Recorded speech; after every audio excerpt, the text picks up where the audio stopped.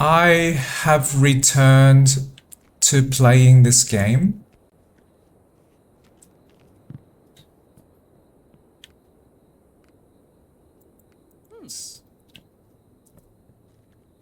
Primarily because my mind gave me one idea that might help me enjoy this game better through a more accessible play style.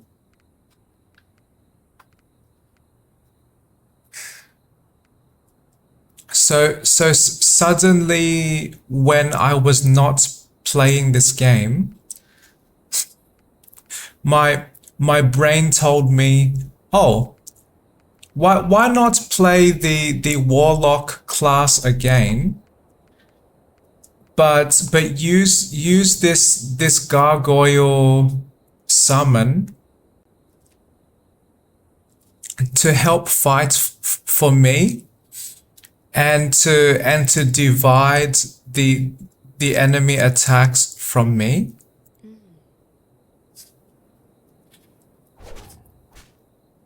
And then I responded, oh, great idea, brain. Maybe we should test this. So I briefly played this game, and then I was thinking, oh, well, this warlock has some other similar abilities. Apparently we can summon more allies. And then I thought to myself, oh, okay, maybe I will try one playthrough and test this new warlock build, and discover if I enjoy this playstyle more than the paladin.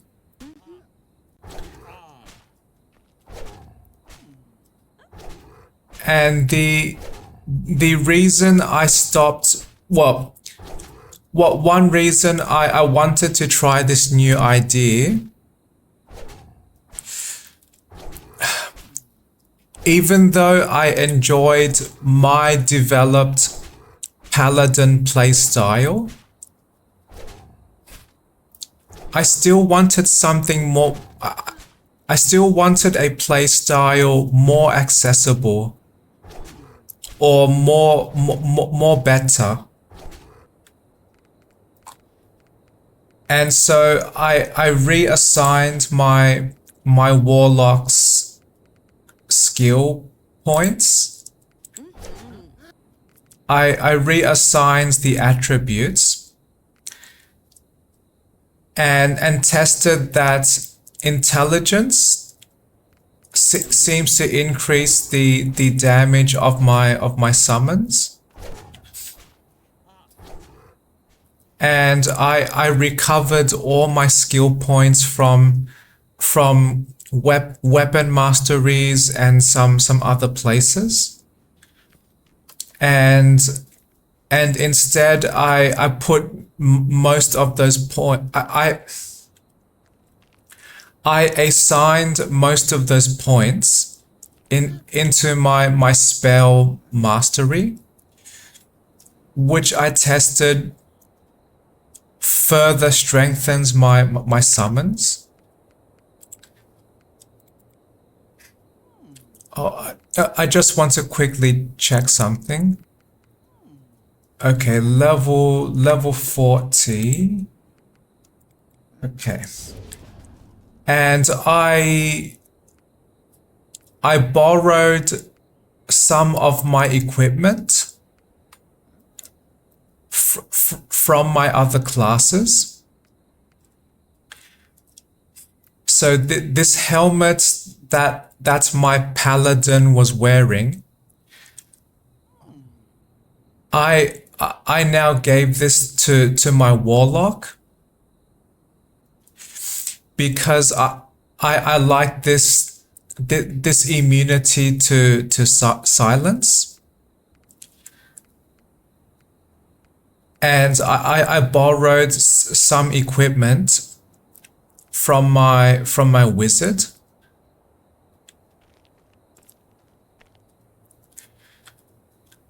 And I completed one playthrough, and I seem to really enjoy this warlock summons playstyle.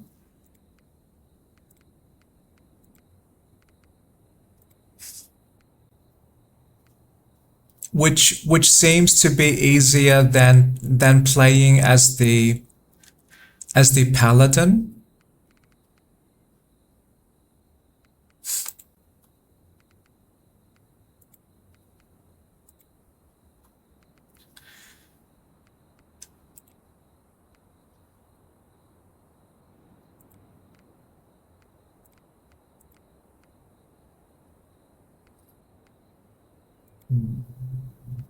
Because instead of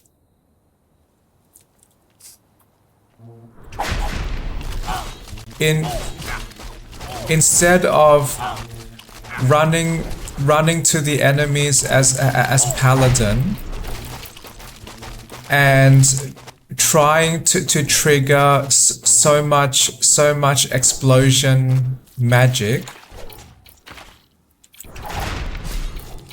it is much easier if I fight in this way. So I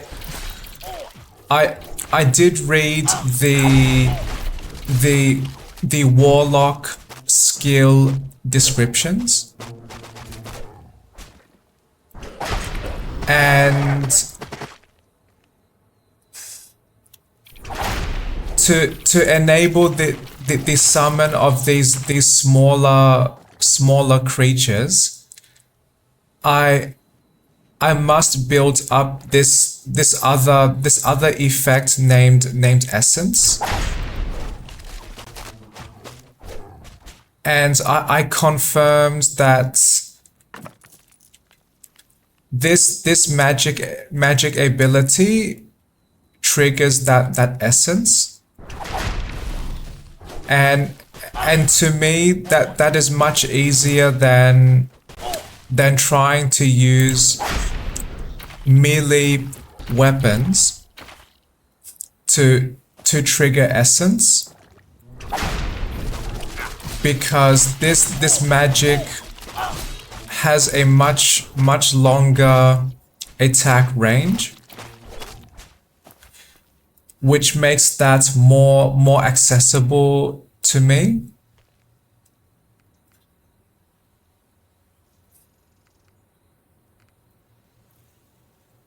And I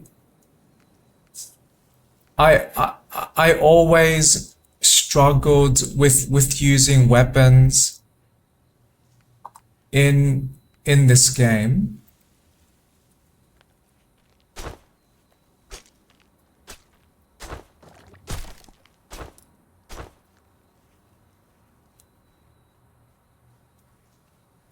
So I tried depending on this magic whip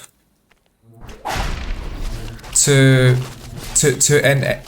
enable those summons.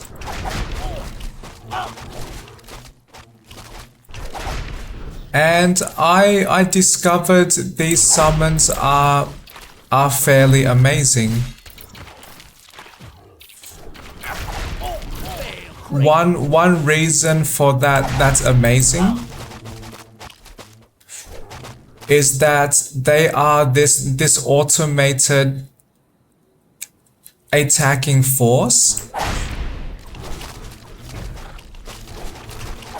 So as people might observe now,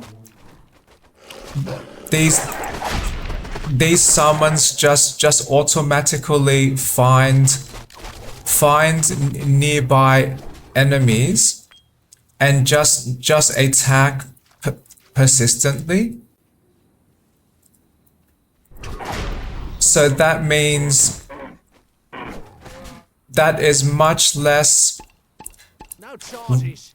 relative effort for me to target and damage these enemies with my hero character. So this is a massive or seemingly large accessibility support for me personally.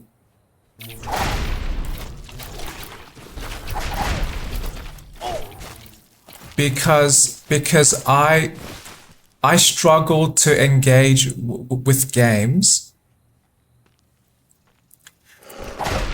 that require very rapid skills and require very rapid decisions or very rapid micromanagement.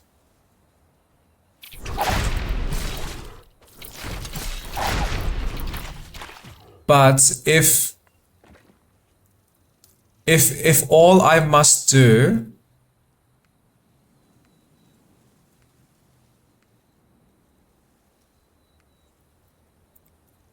if all I must do is summon automated creatures that engage in those rapid decisions and rapid skills for me, that is a massive relief for me, and that means I can focus much more in some other areas, like which include strategy, or I can focus much more on survival.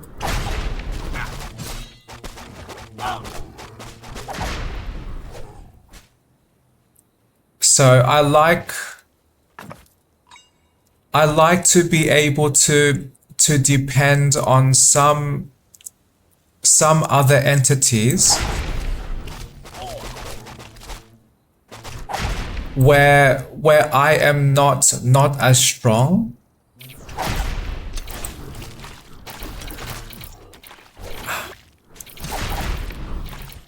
And I openly acknowledge I have terrible game skills relative to the skill requirements expected from most people.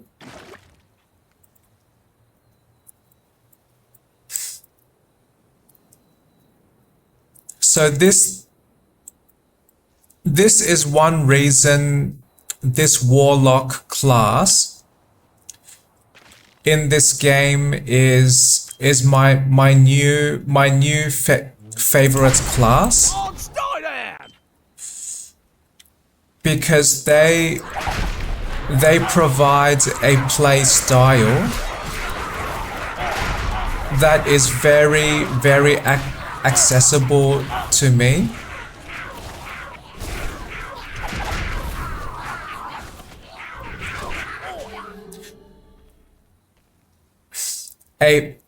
Another reason I like this warlock class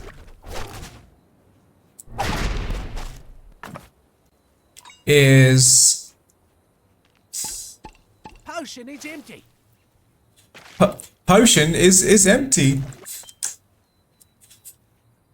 So another reason I like the warlock relates to these summons.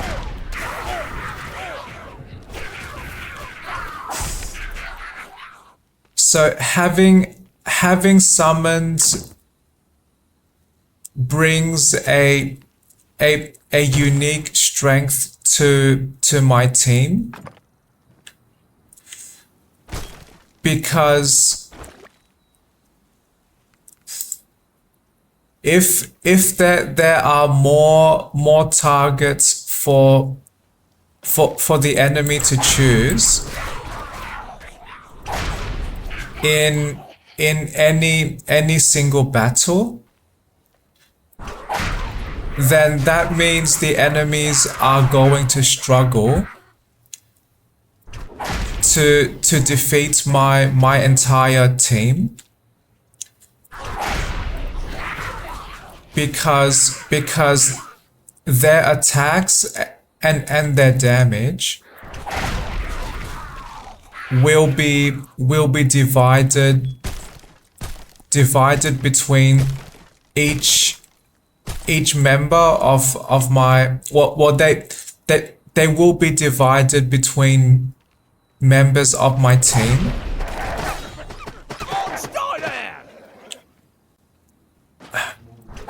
So when I say team, I refer to this complete group of life or creatures that can be attacked by the enemy. And this can include other humans when I choose to play multiplayer. But having summons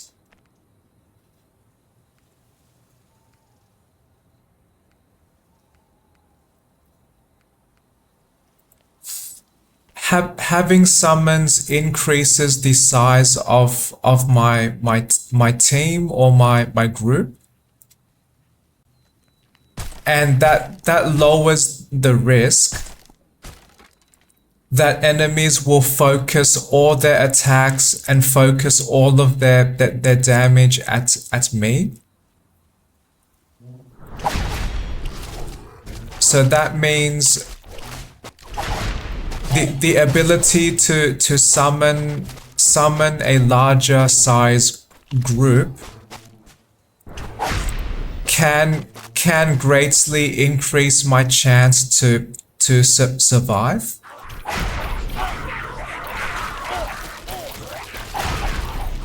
So when I realized that,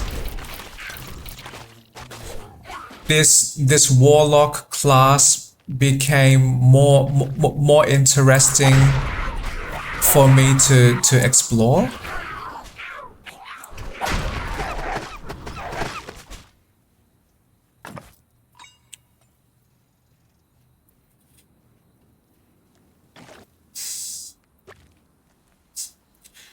And another reason I like this warlock class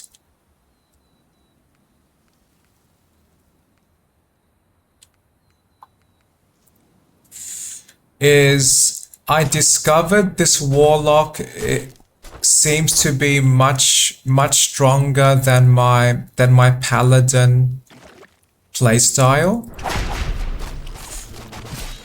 And when I say stronger, I mean the time required for me to finish battles with my warlock build now is significantly less time than with my paladin build that I I have played as previously.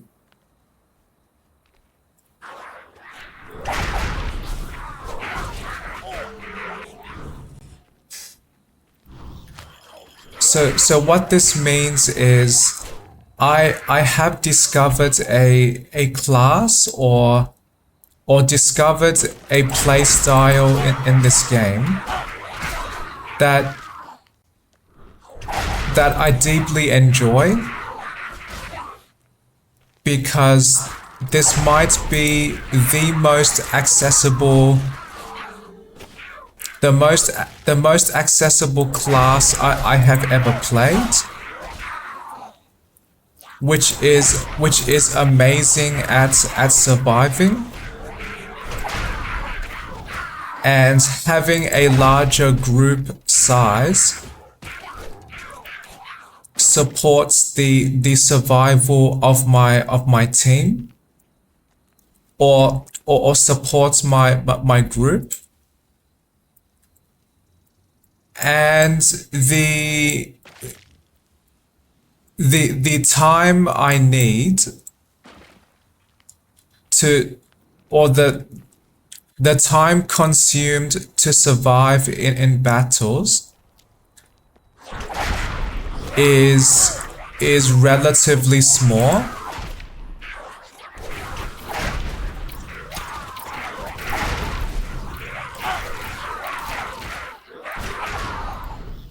So I have discovered a play style with this warlock class that is very comfortable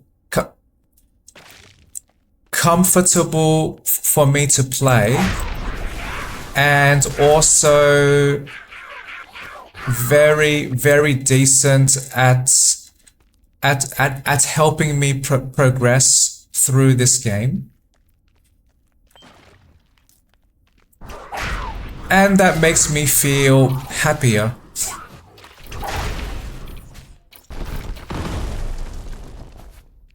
So for now, I am trying to complete this New Game Plus difficulty level,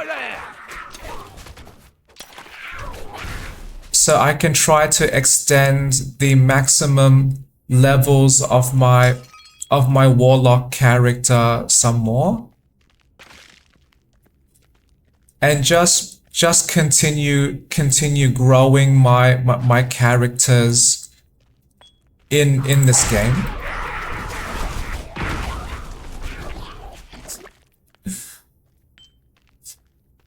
And while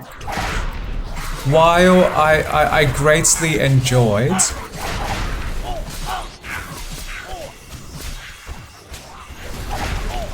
playing the Crash Bandicoot game, and I likely will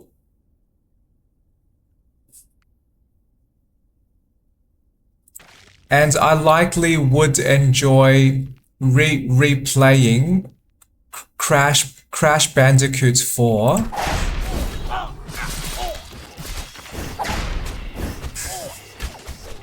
I wanted to return to this Heroes of Hammerwatch 2 game,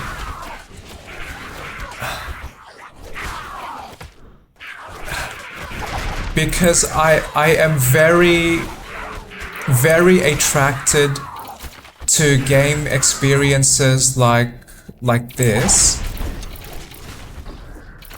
that involve very long-term growth, long-term progression,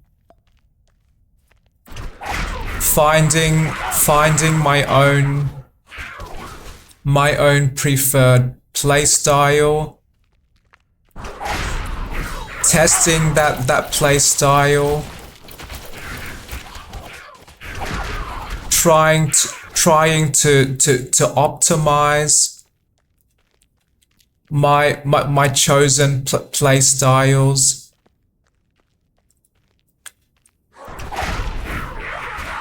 and just continuously improving as I play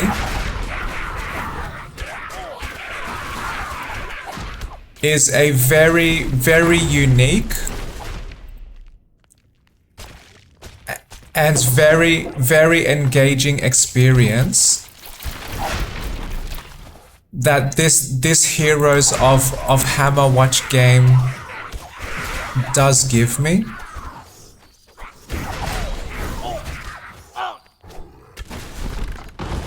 And I wish more games had this type of experience.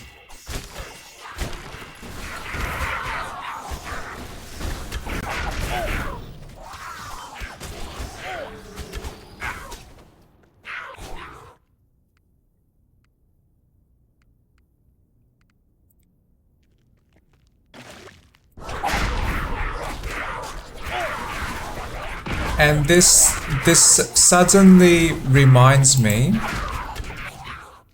this might be this, and forgive me if I am mistaken,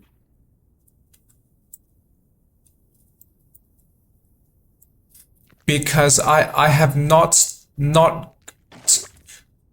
communicated with much or with any game designers, but my guess that a common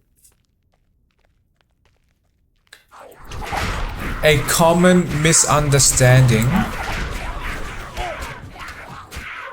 about gamification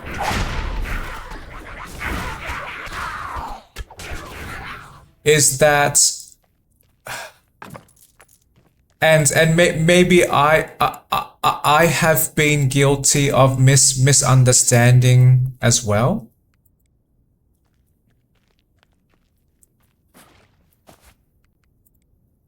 But a common misunderstanding seems to be that people like tightly measured progression with experience bars and with Skinner box type acknowledgements of progress.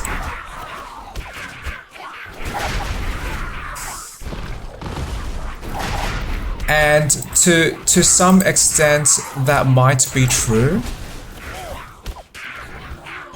but I have observed with my own mind that what I actually enjoy is the context attached to that progression in my game experiences.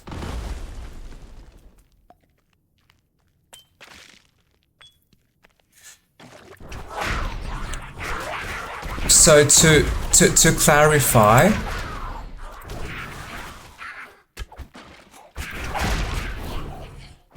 I do not play games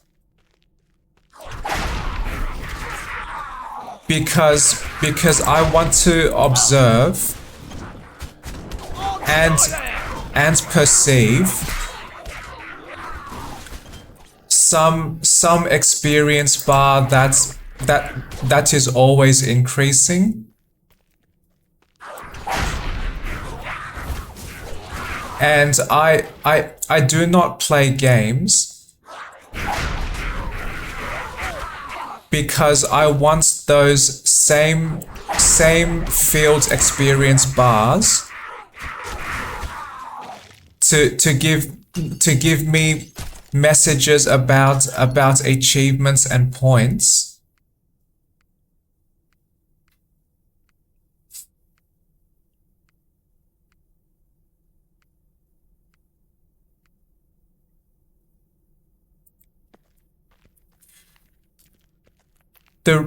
The reason why I like experience, and the reason I like to level up,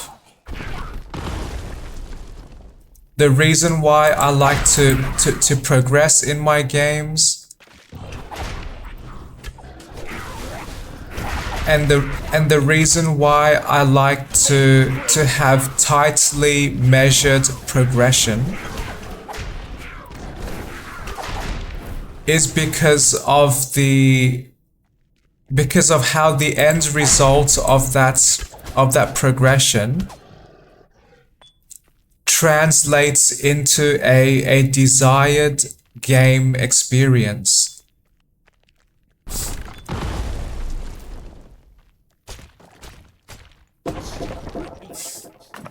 So to clarify what I mean,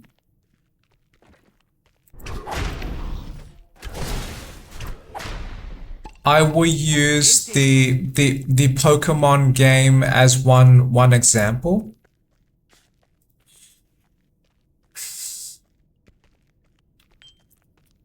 So to be inclusive for people not familiar, Pokemon is a game about catching monsters and commanding those monsters to fight other monsters. And one of the features of Pokemon is that your monsters gain experience as they battle. That experience is tightly measured and presented.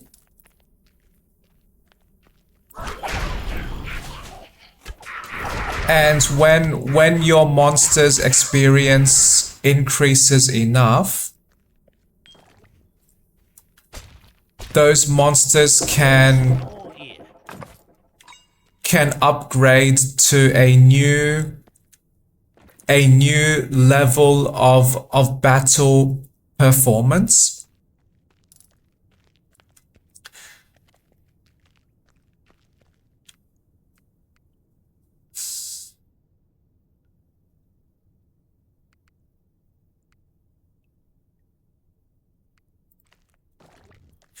So to clarify my talk about gamification, one big reason I enjoy playing Pokemon is not because my efforts are measured with experience points, and not because my experience points build up towards level ups.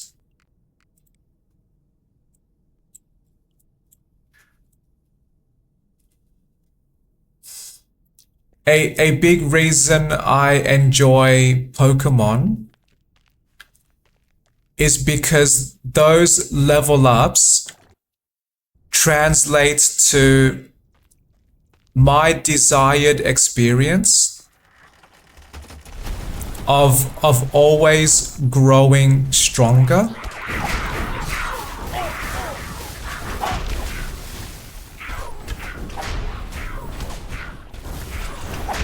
And having tightly measured experience gives me reminders that my Pokemon, they are always working towards level ups, and when they level up often enough, that gives me a satisfying reminder that my Pokemon are always growing stronger. So that is why I like those progression systems in the context of these Pokemon games.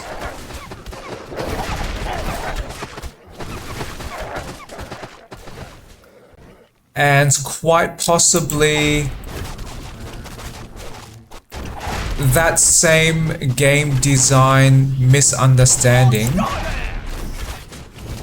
did happen with this Heroes of Hammerwatch game.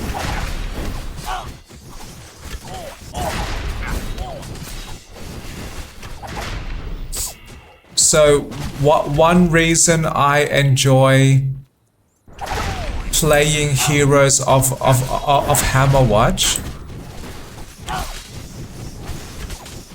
is not because I can build up skill points alone, not because I can build up attribute points alone, not because I have so many ways to assign the points I am given.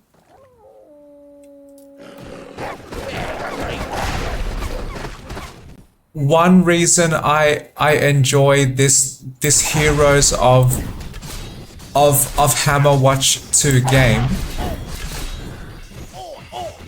is because when I assign those points, I can directly impact my experience in my own preferred ways. So if I am struggling to survive with my character build, then assigning points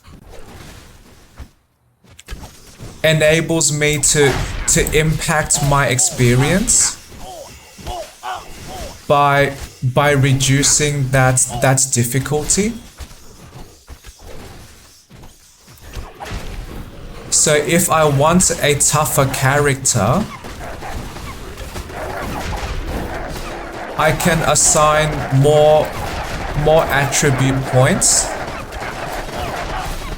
to my vitality.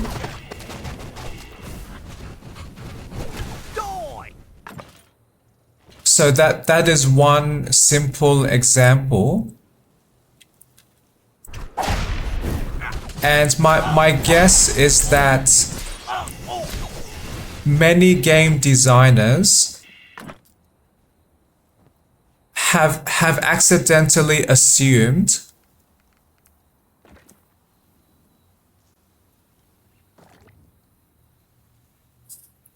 that people who engage with games,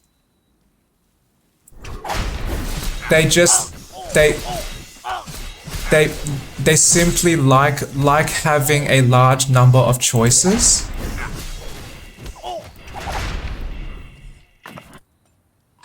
But I respectfully disagree.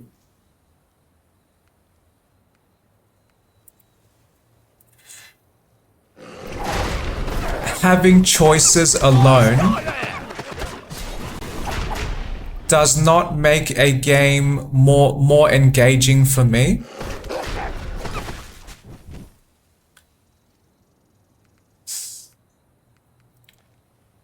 One reason is too much choice can make me feel overwhelmed.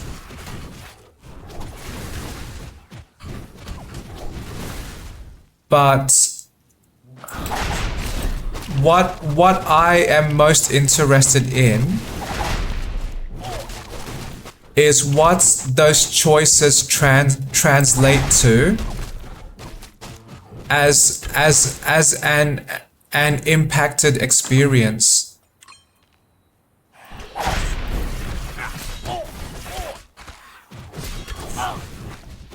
So for example, if a game gives me a choice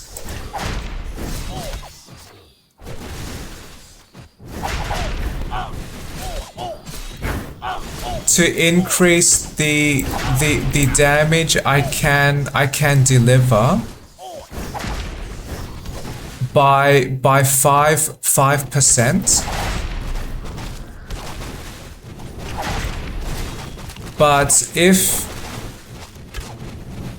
after all of the mathematical calculations,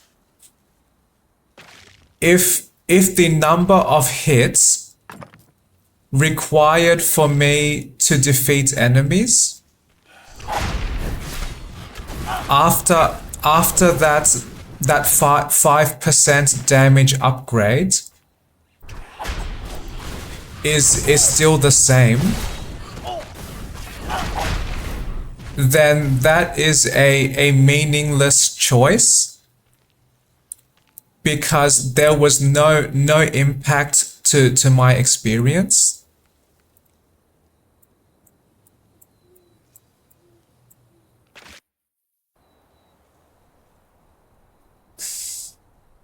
So that gives more anecdotal evidence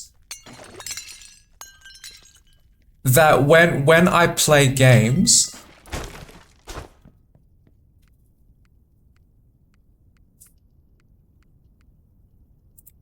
I am less interested in the raw number of choices I am given,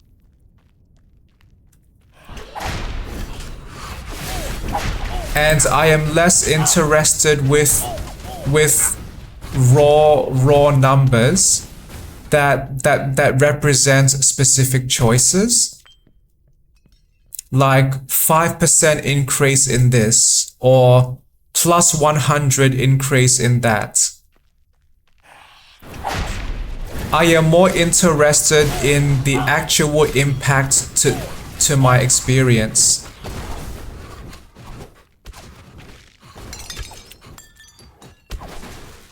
I would challenge game designers to communicate those systems much clearer.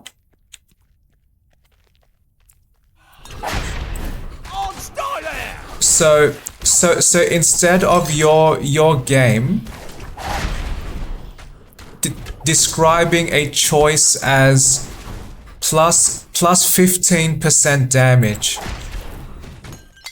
or instead of saying plus 15% armor, why not replace those numbers with the impact to the experience? So if instead game designers say reduce number of hits to defeat all enemies by 1, or reduce number of hits to defeat all enemies by 50%. that massive impact would make that choice much more meaningful. Or maybe have some description like increases the number of hits I can receive from all enemies before I die by at least 1, or by at least 10 or 20. If game designers can instead clearly communicate the translated impact of our choices, that could create much more engaging game experiences.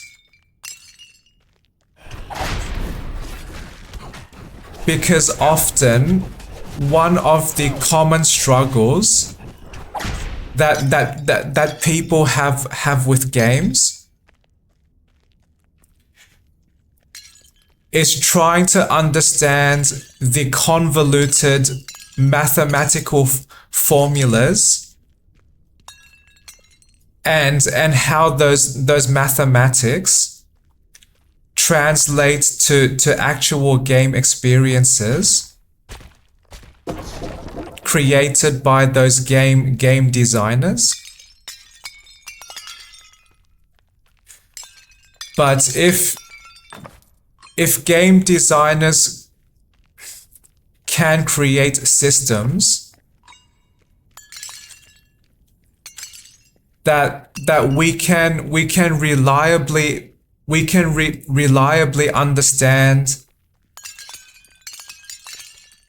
and can clearly understand the experience translated from our choices, then that means people can engage with those games with more joy. That means people can understand and learn those game systems much faster. That means game designers can create bigger challenges, so that because players have better accessibility, players have better understanding, and players have less reason to blame their games, and less reason to blame the game designers when those players fail.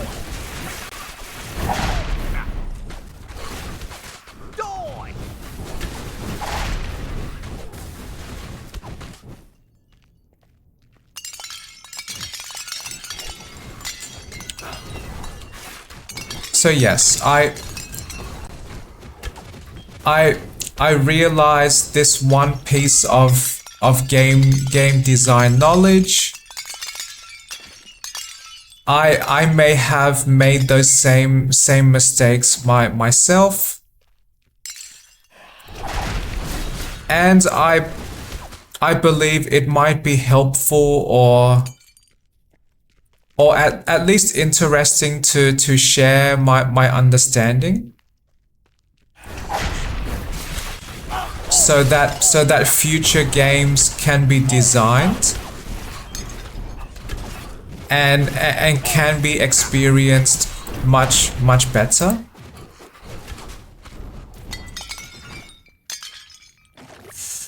So there seems to be this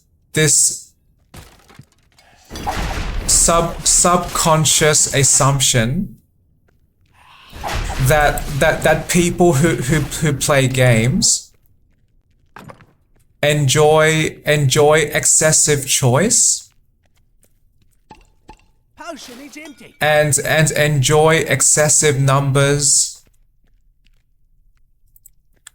and enjoy excessive, tightly measured progression.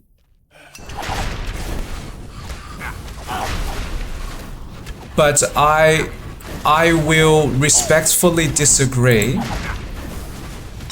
and say that I propose what people actually enjoy is the impact to their experience from their choices, and that impact must be different and must be big enough from what they currently experience.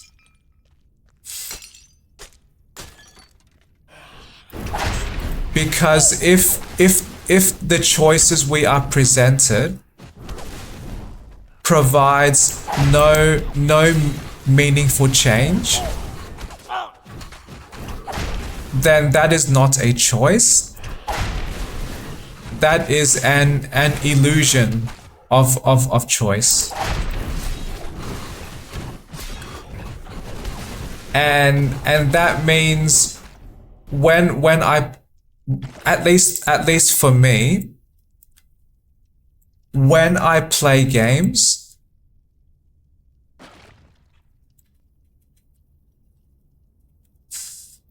I am much less interested in what are the numbers associated with my choices. What I care about more is how those numbers translate to a clear human experience. So, do those choices reduce the amount of steps and reduce the amount of effort for me to engage with game systems? Do those choices increase the number of mistakes I can make before I completely fail? Those are questions that game designers should answer, and game designers should communicate clearly.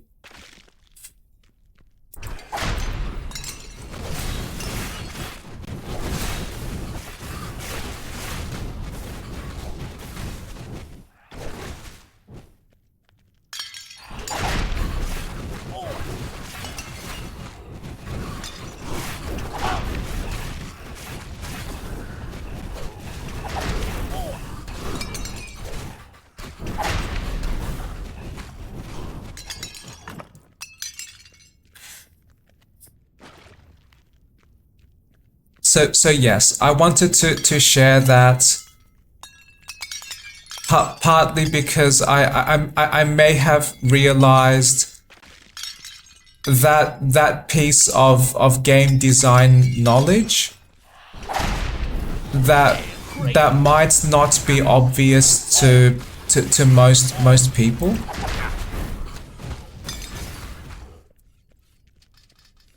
And game design is very, very interesting to me.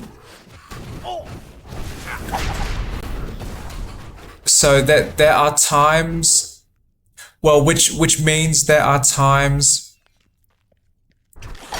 I enjoy talking about game design.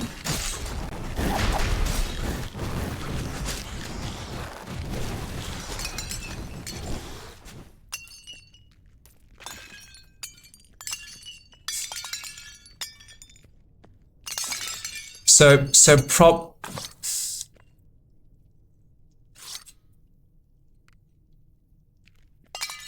probably one way to concisely summarize what I just described.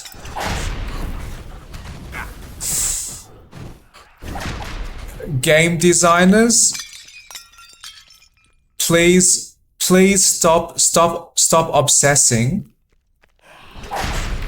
with showing people abstract numbers associated with choices, and please instead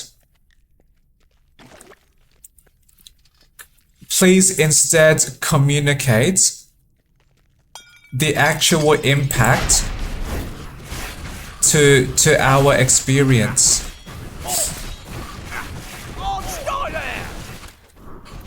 Because clear understanding of how our choices translate to experiences helps us to influence our experiences much easier, which helps us to engage with our games with much more joy.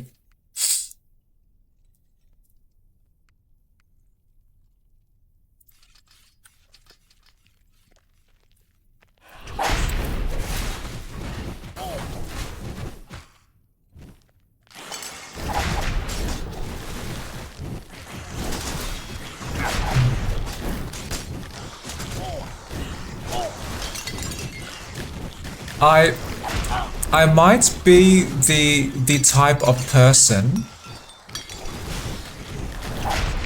that needs to practice my communication.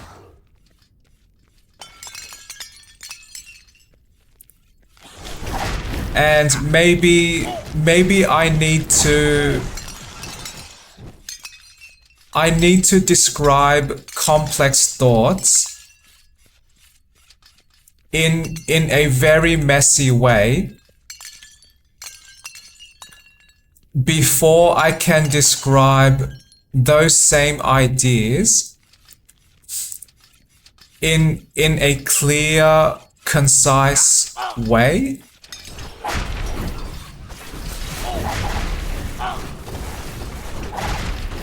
Is my guess.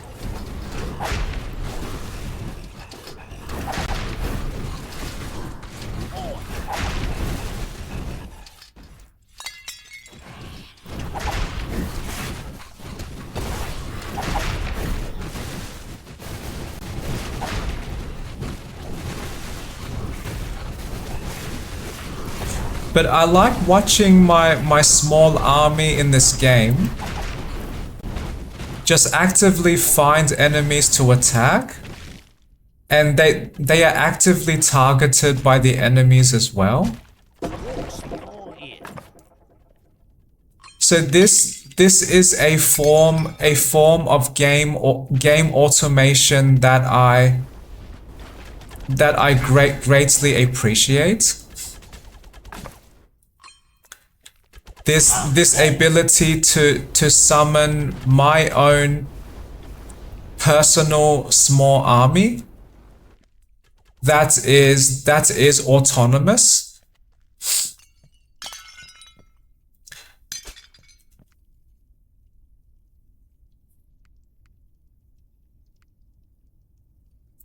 And I value that because the game becomes much more accessible to me, because there is much less pressure for me alone to engage with all of those skills,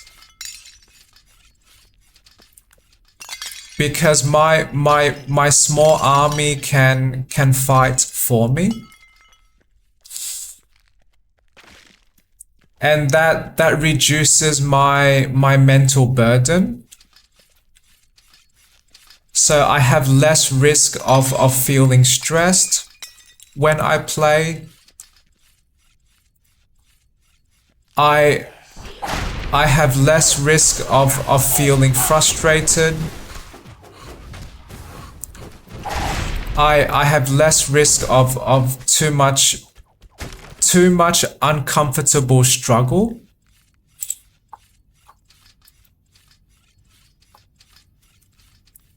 And I can focus more with enjoying this game.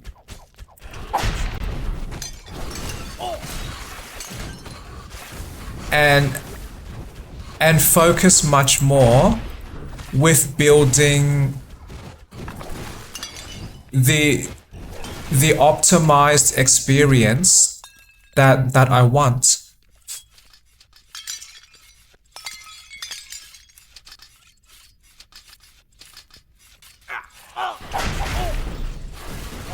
Oops. I received too much damage just now.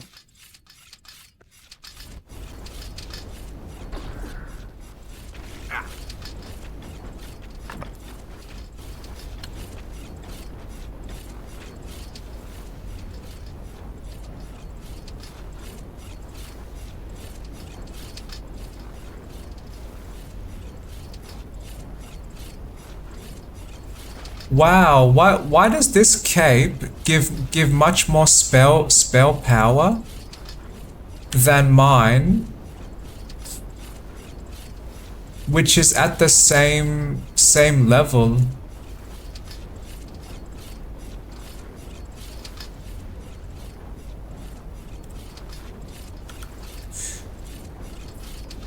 Interesting.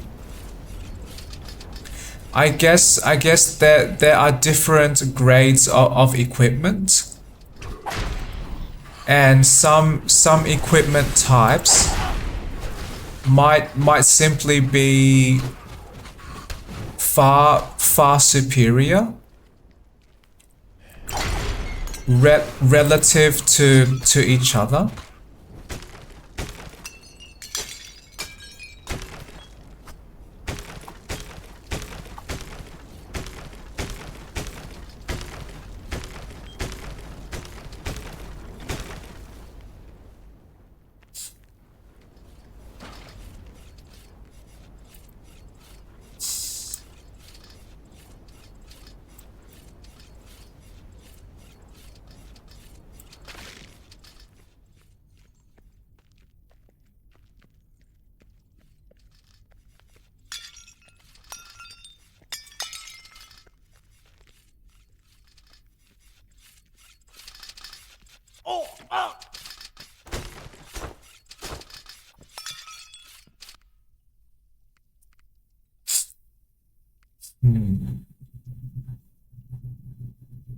Okay.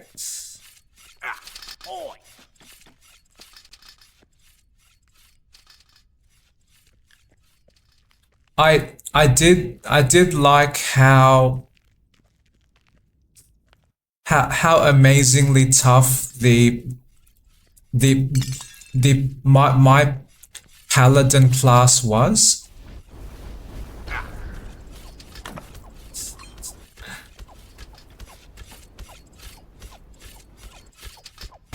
Partly because my paladin had amazingly large amounts of armor,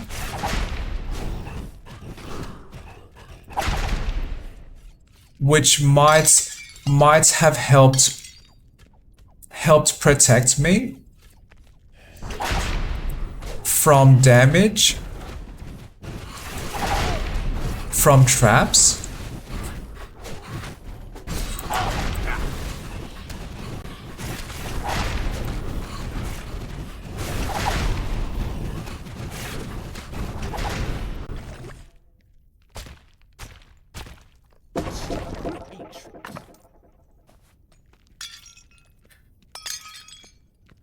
But I still greatly enjoy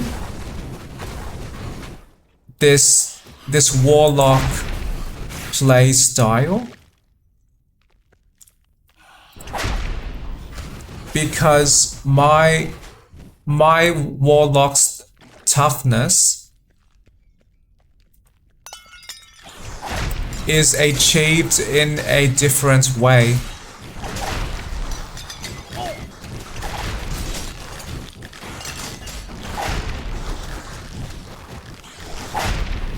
So instead of having massive armor and waiting to be attacked by the enemies, why not have a small personal army that takes damage for me?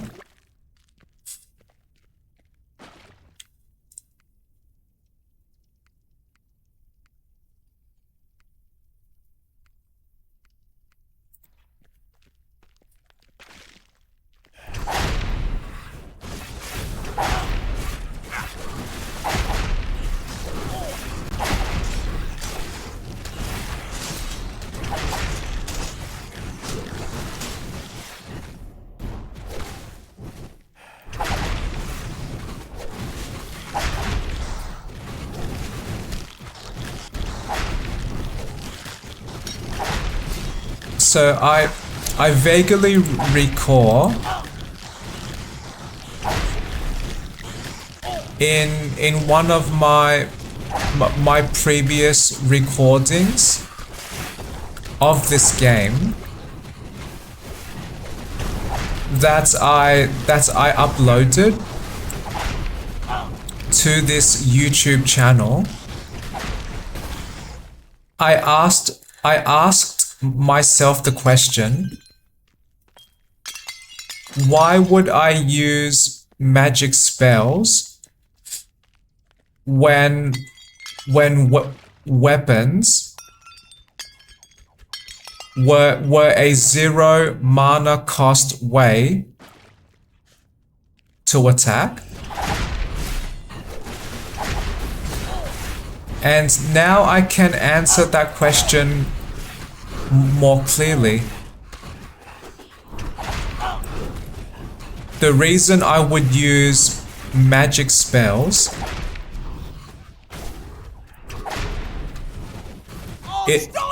in this Heroes of Hammerwatch game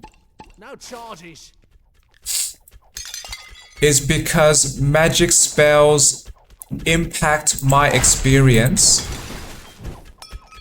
in a very valued way. So magic spells are much more accessible for me to use than weapon attacks.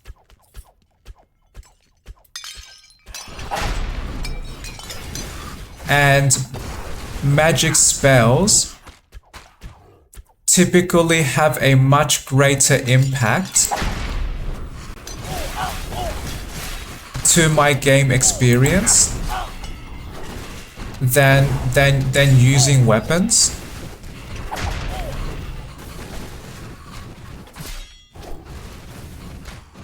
So weapons are a very simple tool with no or minimal mana cost. But magic spells have much more or can have much more amazing effects than just damage. So magic spells can heal. Magic spells can damage several targets at the same time. Magic can persist after it has been triggered.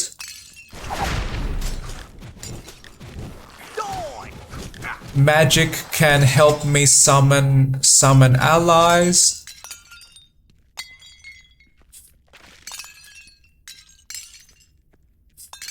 Magic is able to achieve a much wider variety of changes to my game experience relative to using just weapons.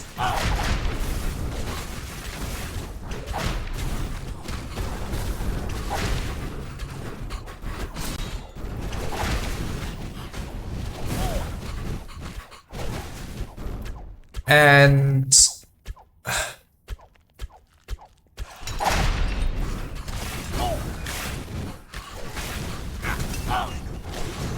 well, yes, that may be it.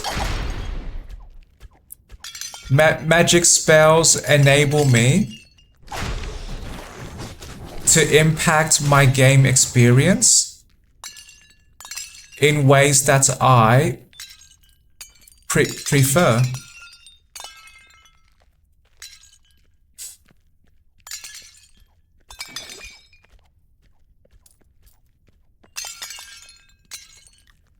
At least much more than the impact of the weapons.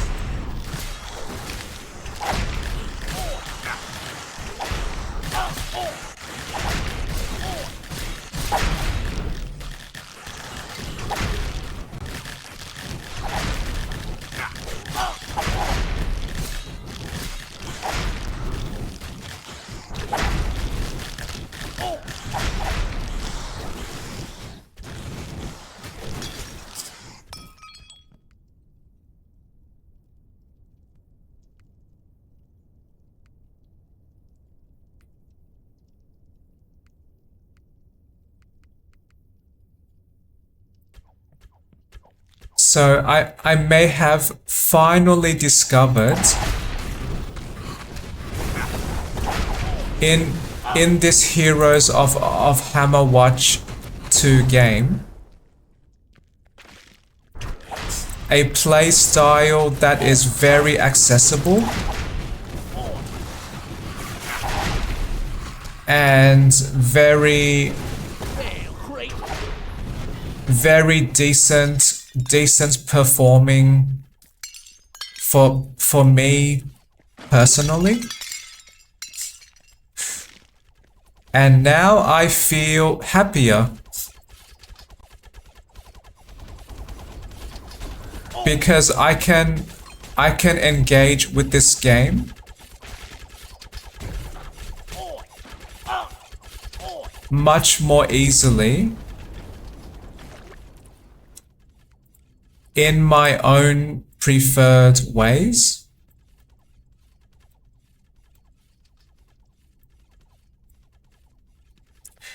So thank you, game designers of Heroes of Hammerwatch 2, of creating this warlock class with this summoning specialty.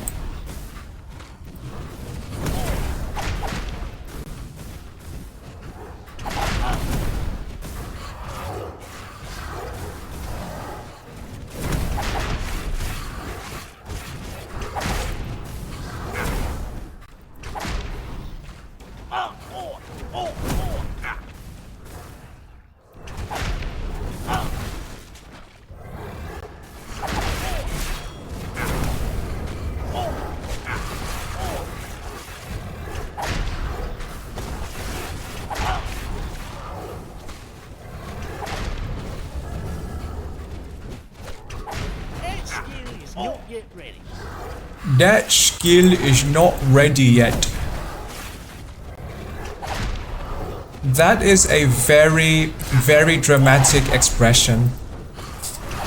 That skill is not ready yet.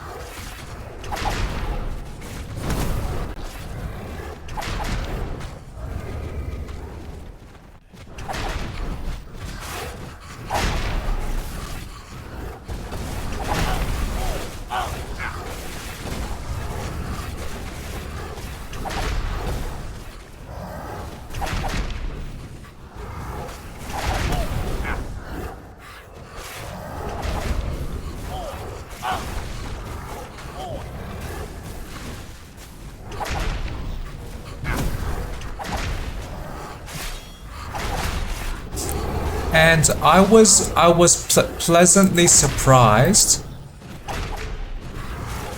This warlock summoning playstyle of mine is a relatively low mana cost,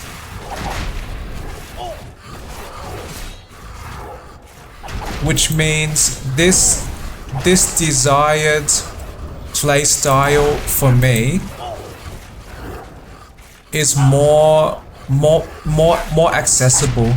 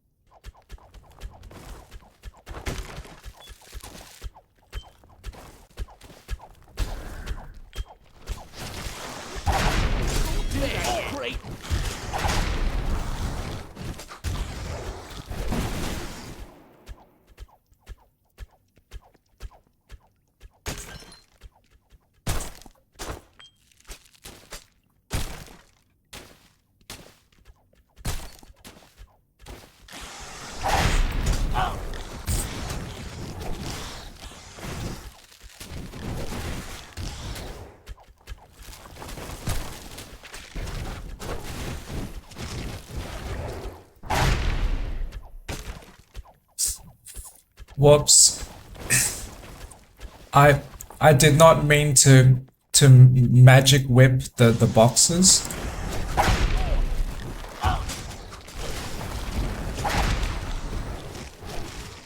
I could, but I conserve much more mana by using my weapon.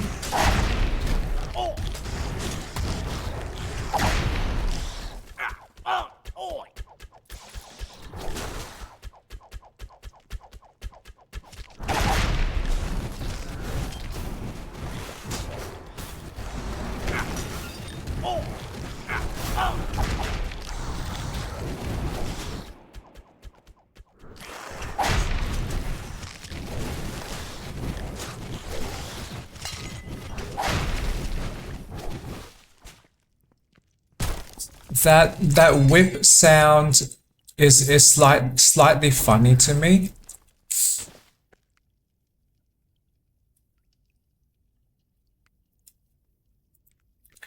Because that is like I am actually whipping my enemies.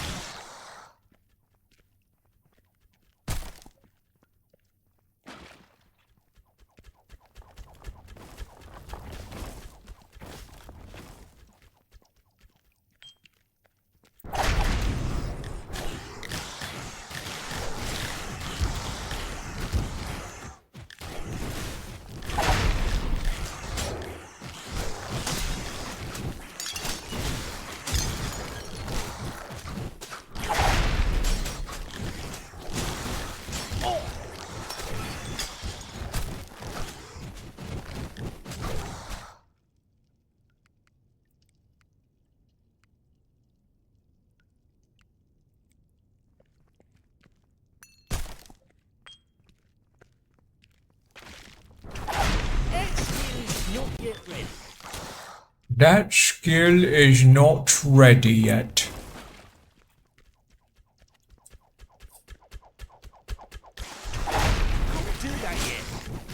I can't do that yet.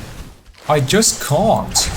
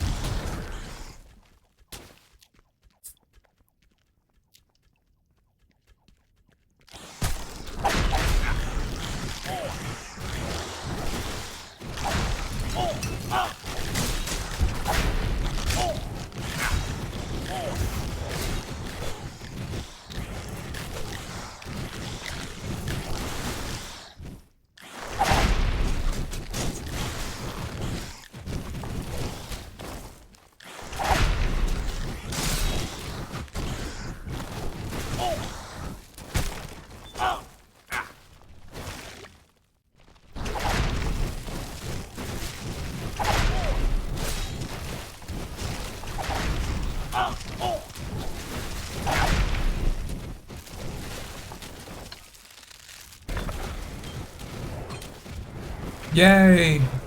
I just received some permanent intelligence boost.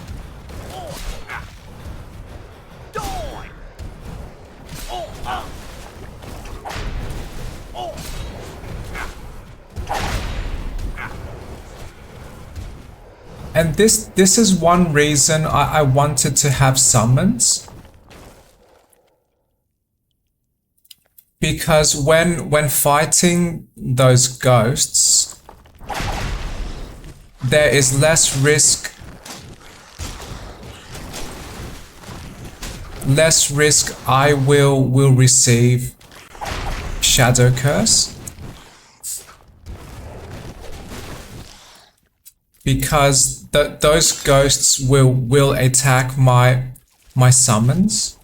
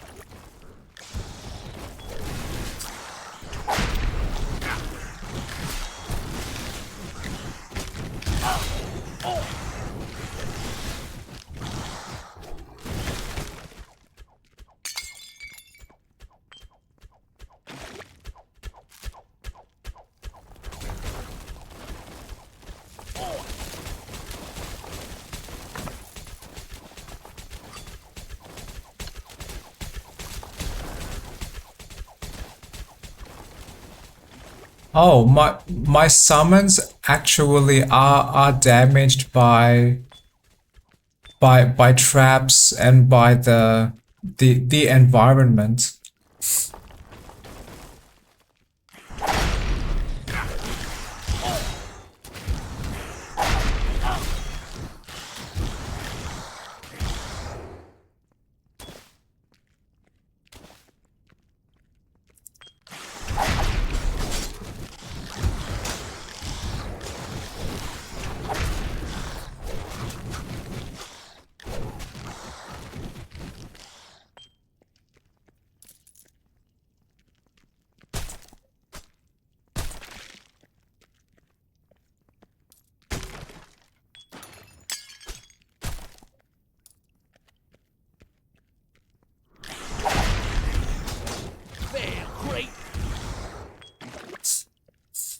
What did my character just say? That sounded like fair grapes.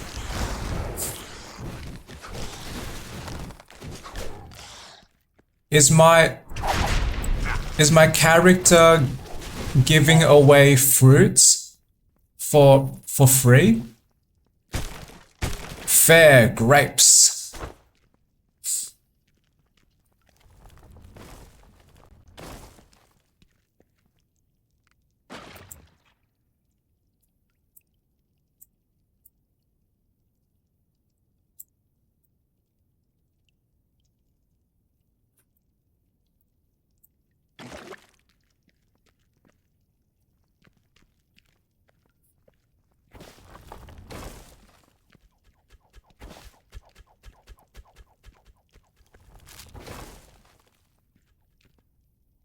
Is that a cracked door, a wall?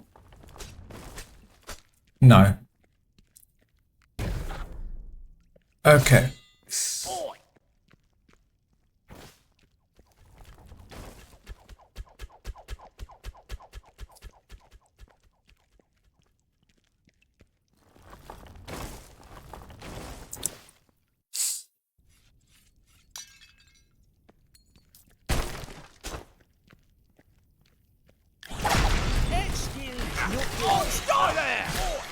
That skill is not ready yet.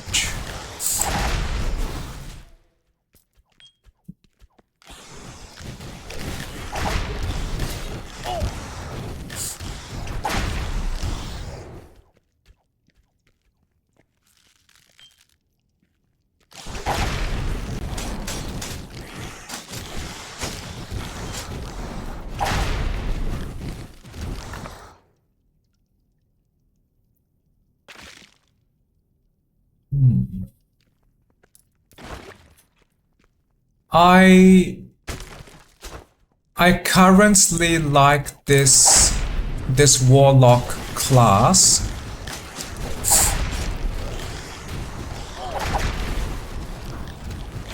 Relative to the other classes I have played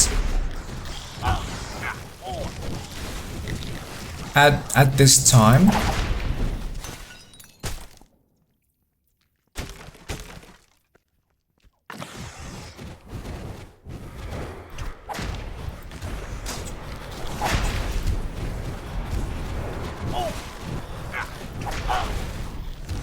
But if I could choose my warlock's abilities, I would still improve them further.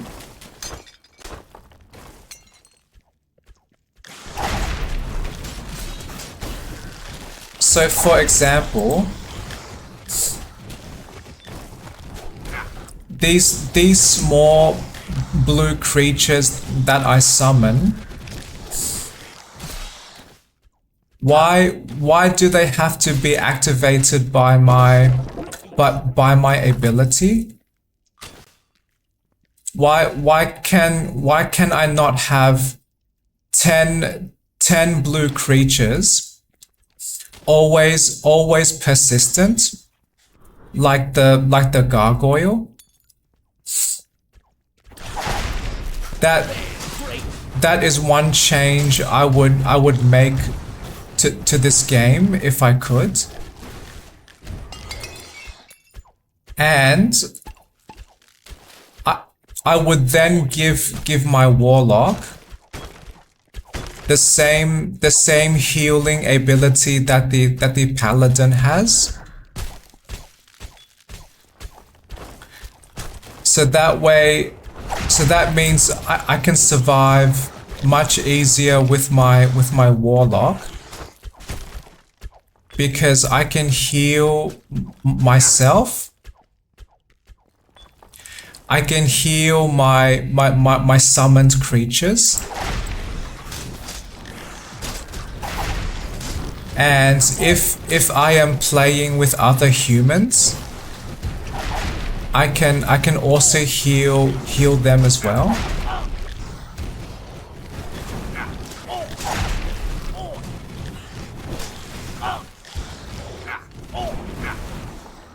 So if I can choose the most ideal warlock build, that would be more towards what I want.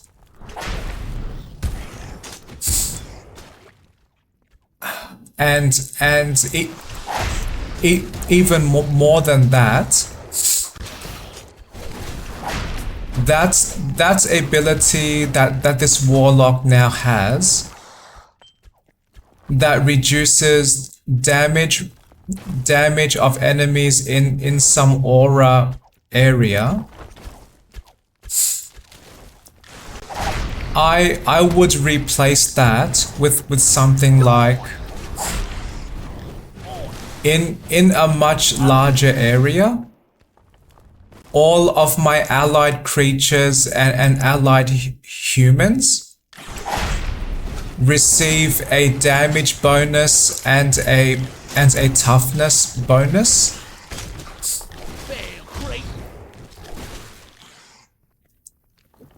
So that way my warlock is much better at supporting the creatures that actually fight.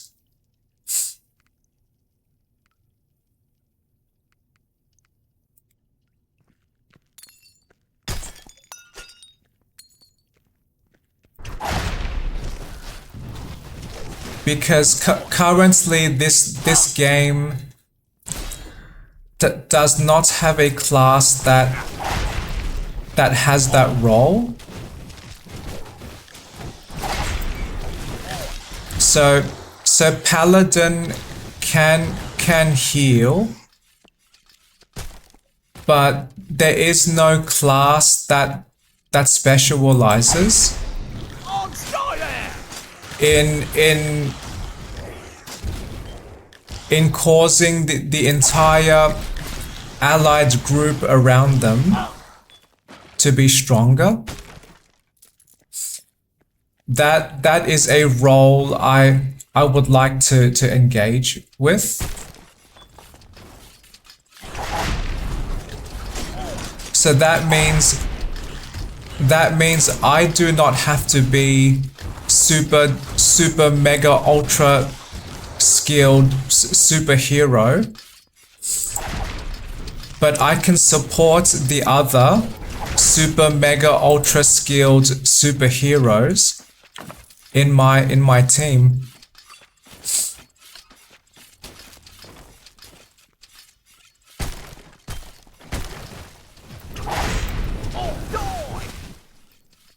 Die. That sounds like Aussie or Australian accent. Die.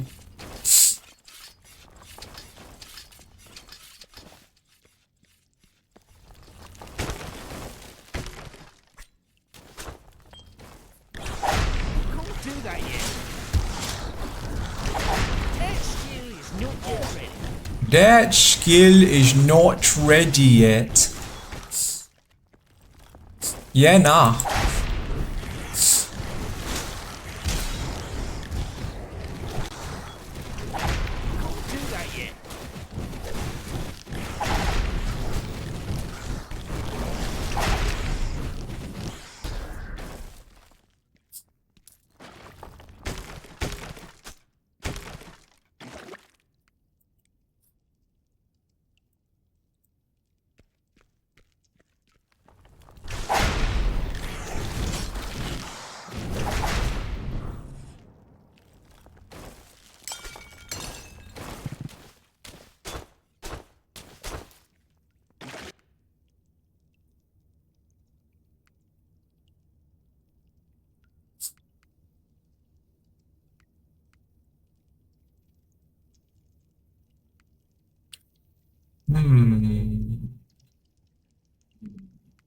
I like all of the option.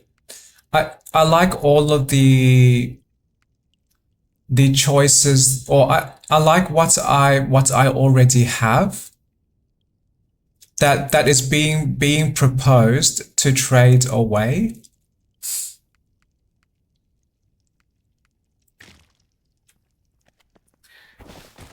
Okay.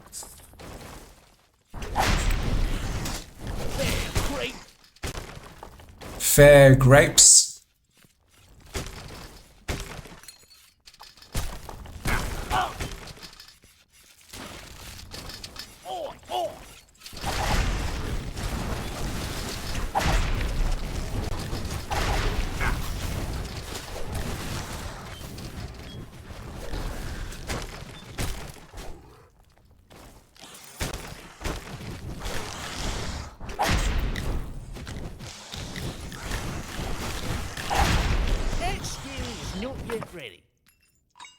That skill is not ready yet.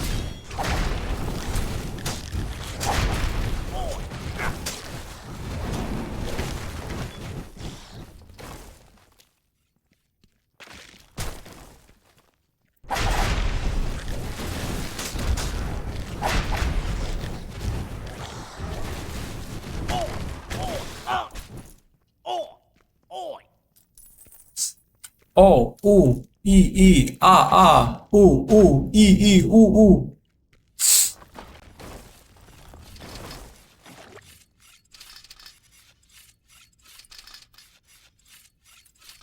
I am not completed with this level yet. But I am almost ready for the next level.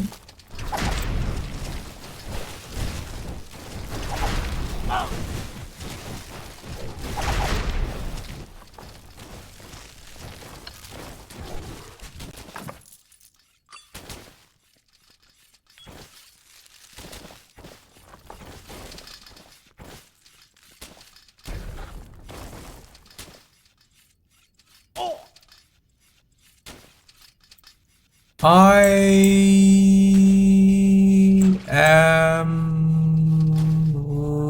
ready now.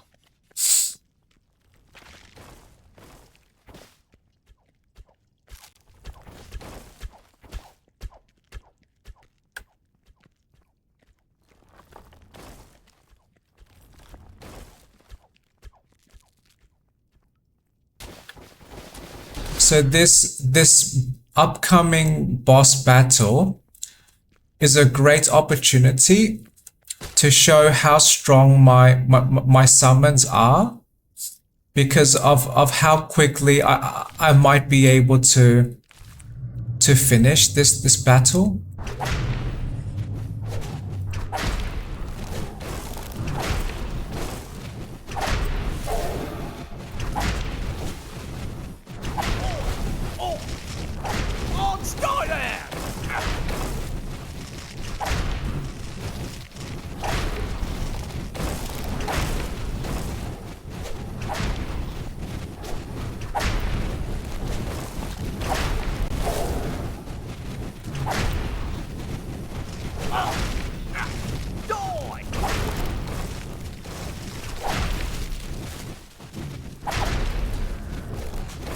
Or maybe not as fast as I had believed. And some of my summons are not attacking.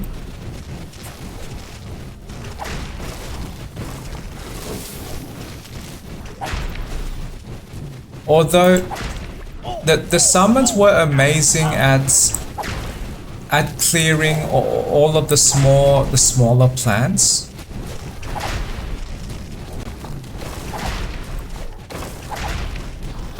I believe this is still decent for this difficulty level.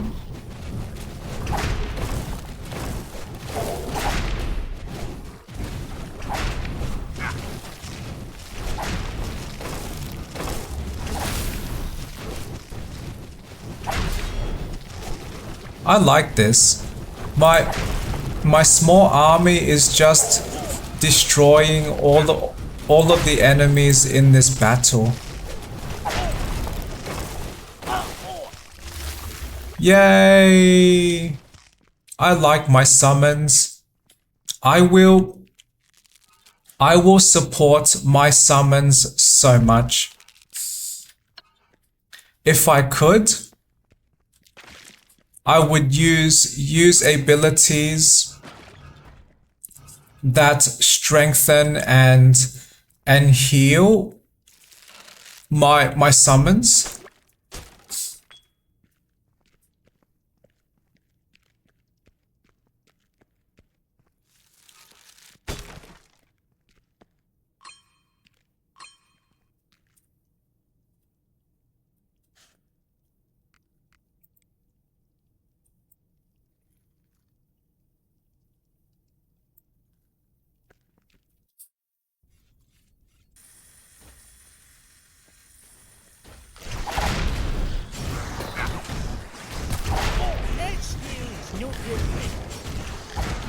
That skill is not ready yet.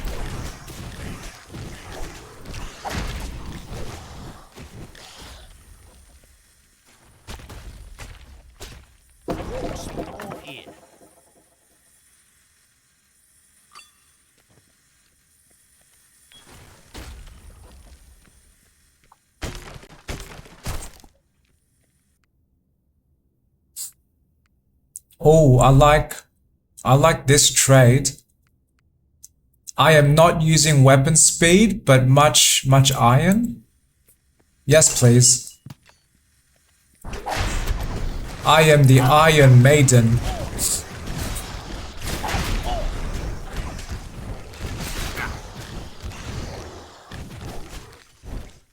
I actually do not know what the Iron Maiden means.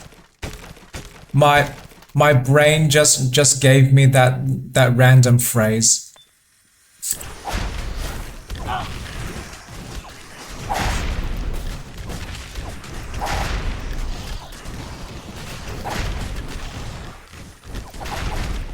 Why is my gargoyle stuck?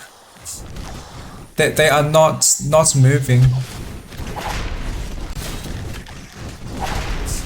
Well, at least my other army is still attacking.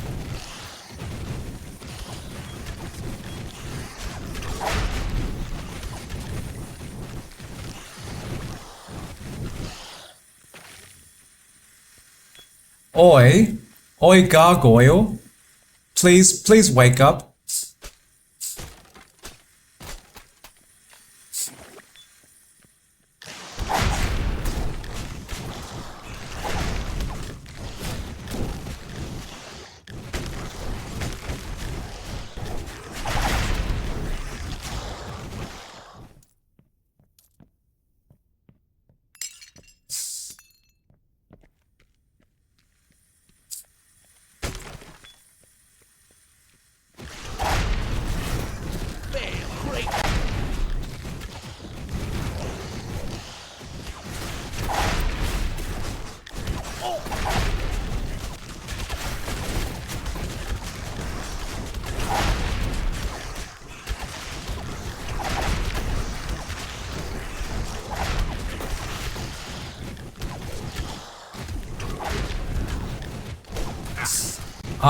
I enjoy this.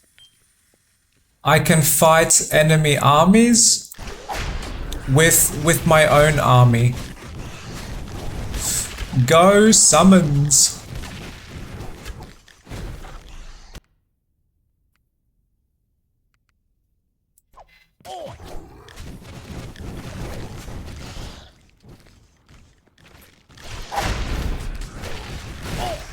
Oh, that reminds me of this other exciting phrase. Go Power Rangers.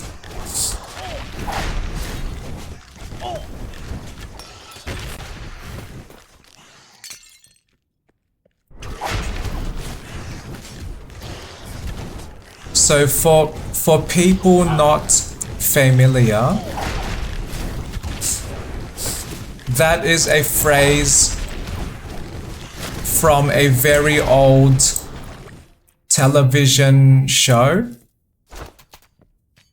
for children.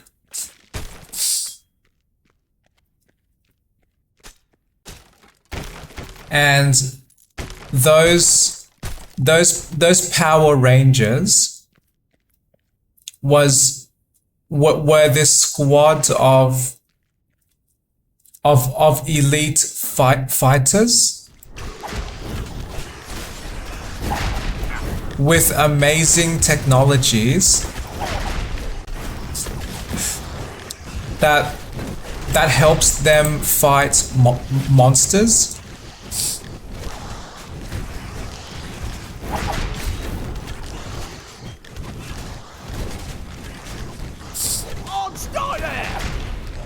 It is Morphin time.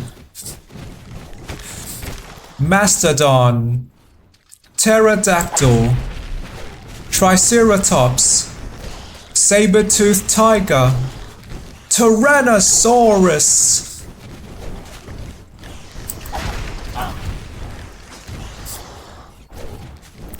I have memorized so many lines from that show because I enjoyed that show so much when I was younger.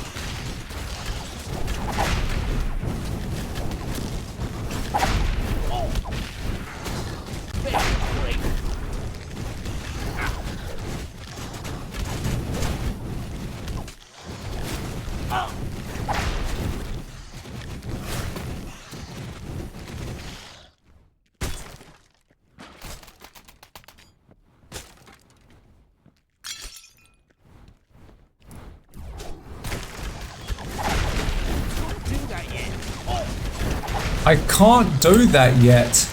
I just can't.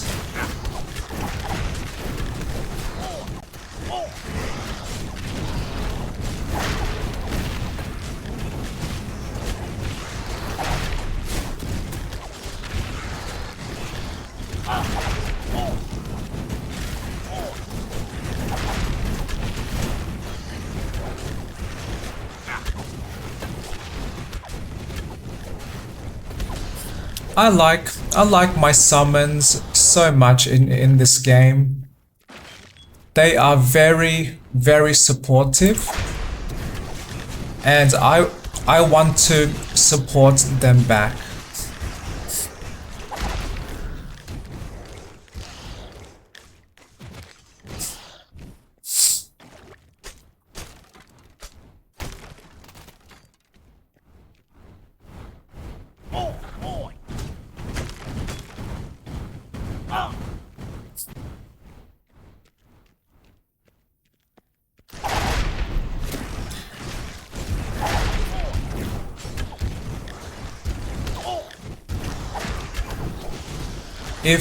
If people are curious about some of my equipment choices, because this warlock build is optimized for these summons. When I chose my weapon and offhand, I chose what would give me the most defensive bonuses. So I am using, or I am equipped with a dagger that requires intelligence attributes, and that dagger gives me a relatively high parry chance. And in my offhand, I am wearing a shield, which helps reduce some of the damage I might receive.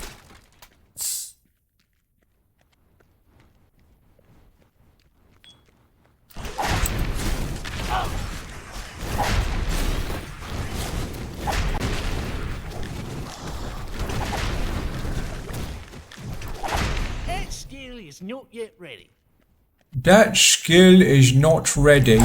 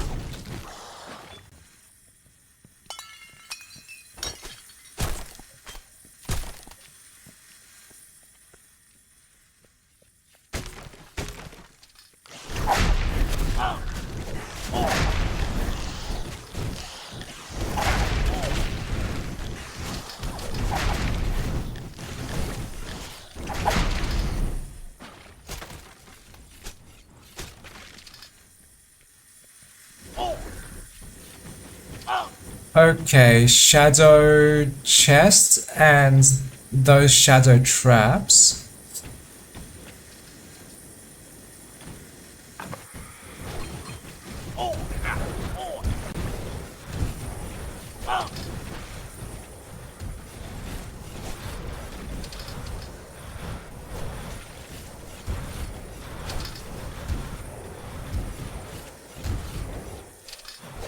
Wow. My gargoyle alone defeated all of those ghosts. Thank you, gargoyle. You are amazing support.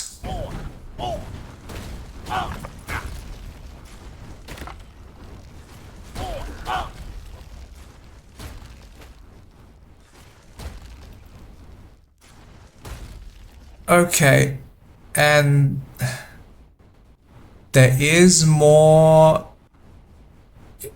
in this level I want to interact with.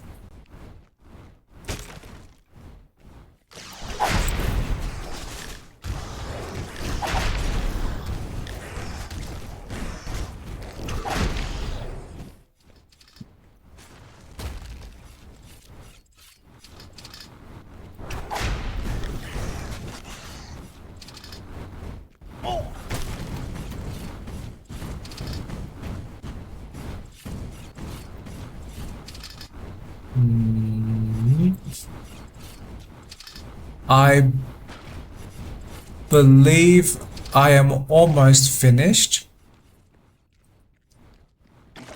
with this level, and I am now just removing Shadow Curse.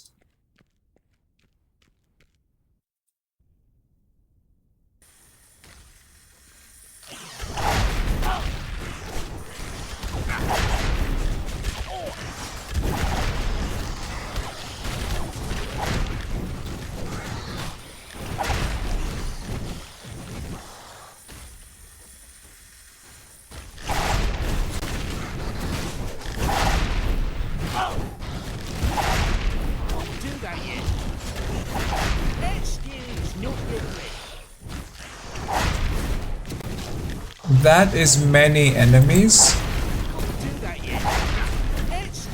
but I trust my army as well.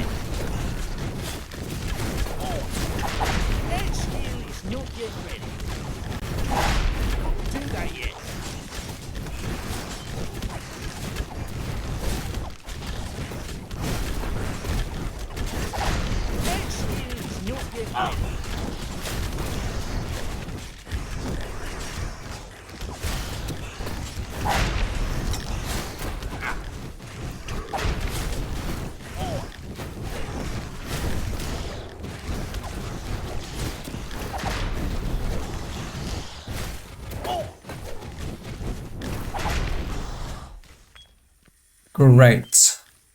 That was great.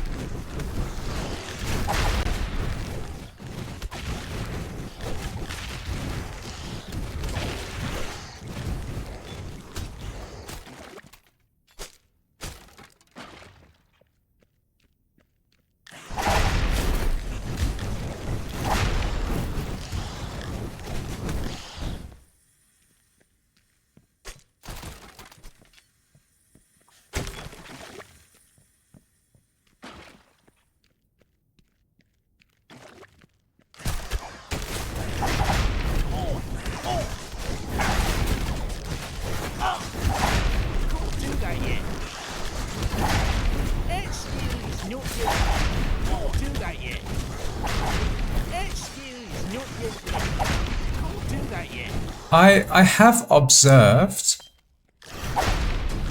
why is it sometimes when I trigger my magic whip, I receive two counts of essence instead of one.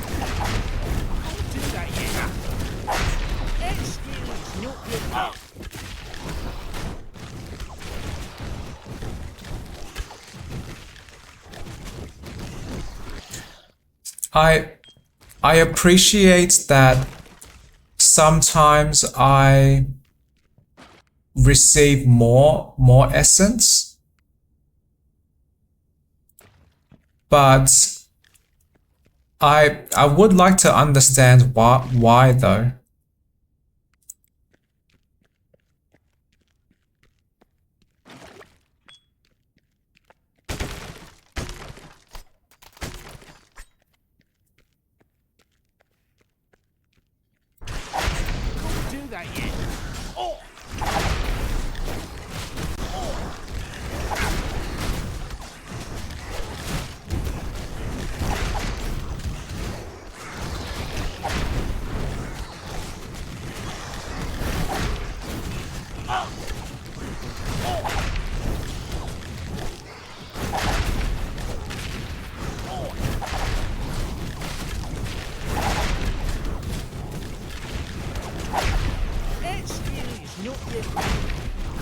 that yet.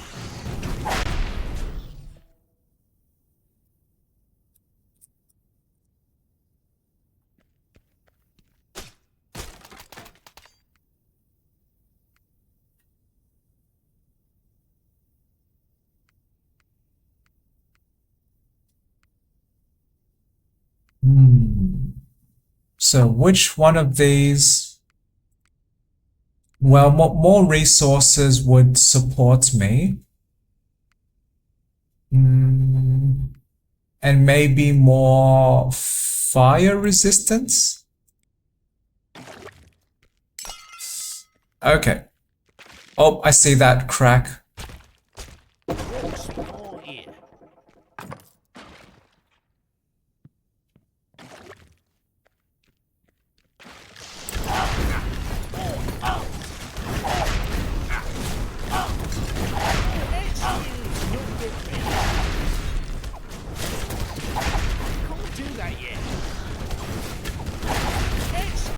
Not yet ready.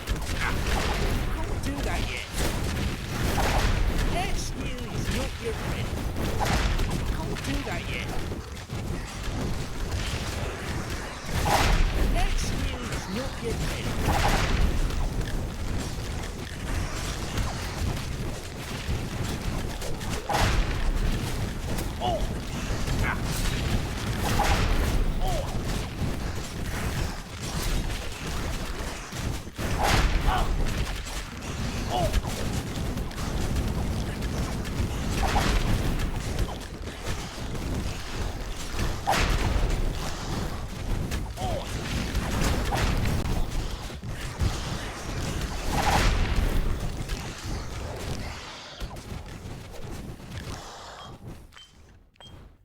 Well, great. My small group of summons is still fighting strong.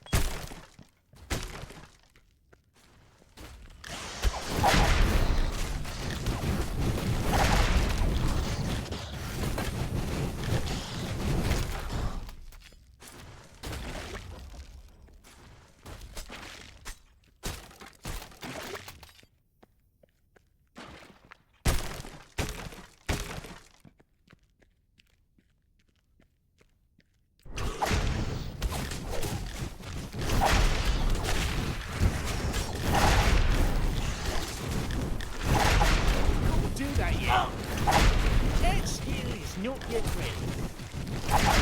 Can't do that yet.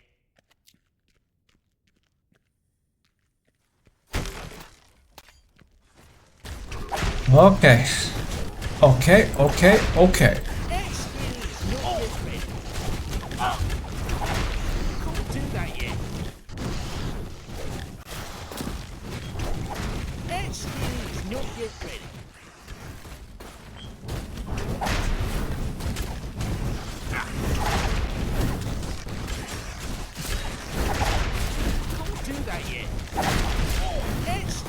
Not yet ready. Can't do that yet.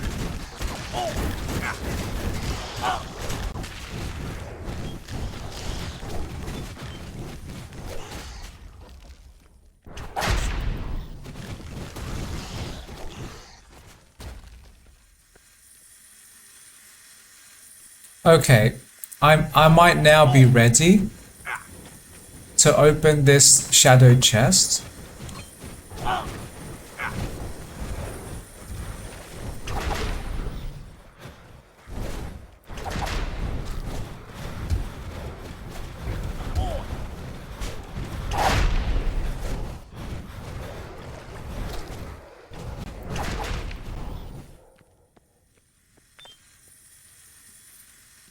Great.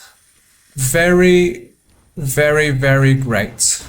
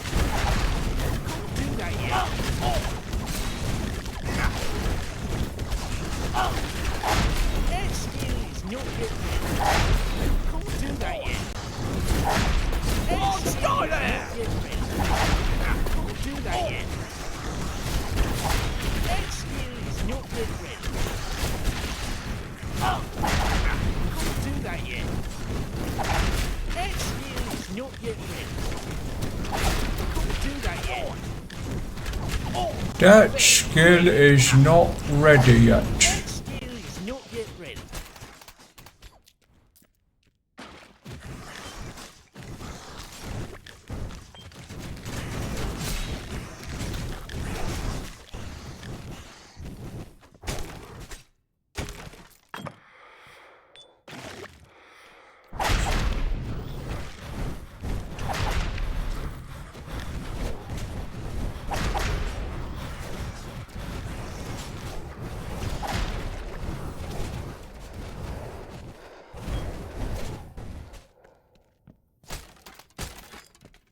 Thank you, summons. Thank you for protecting me. Much, much appreciated.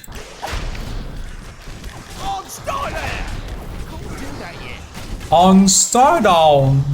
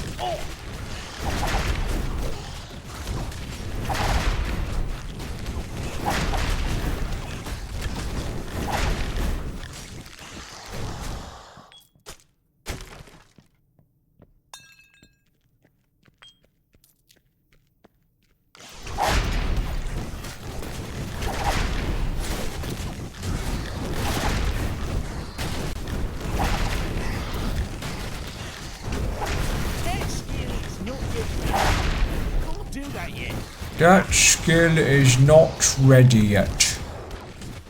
Not ready? Ready? Are you ready?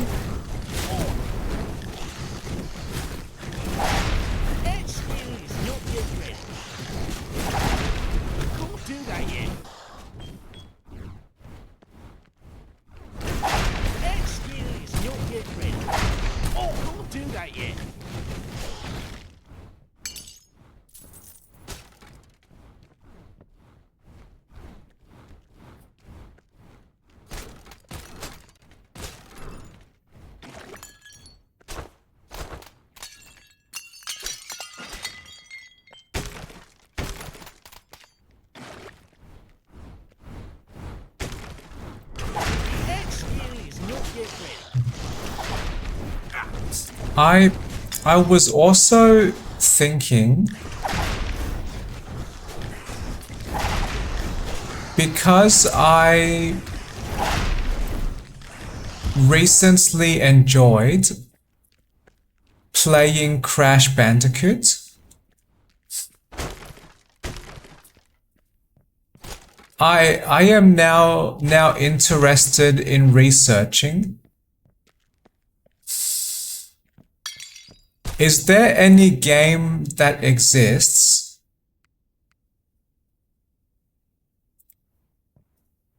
that is similar to Heroes of Hammerwatch 2, but in a more platforming space?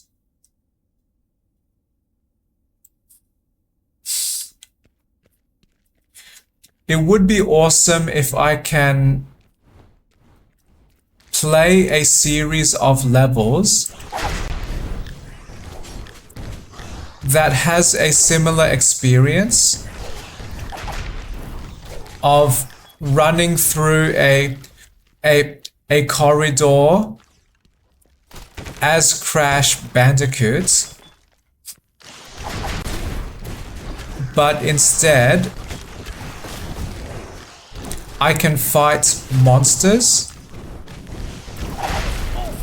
and shoot magic spells.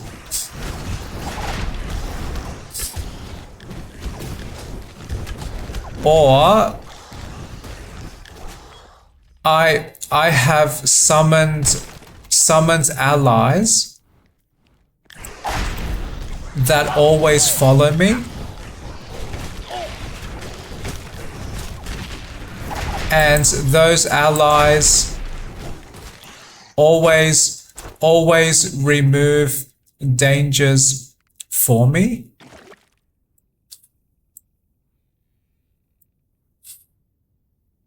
I may deeply enjoy that type of game,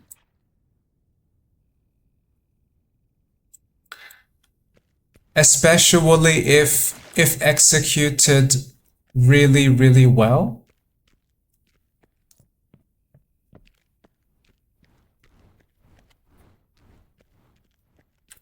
Or executed in a way that the game experience is very accessible to me and very engaging. Do that yet. Excuse not yet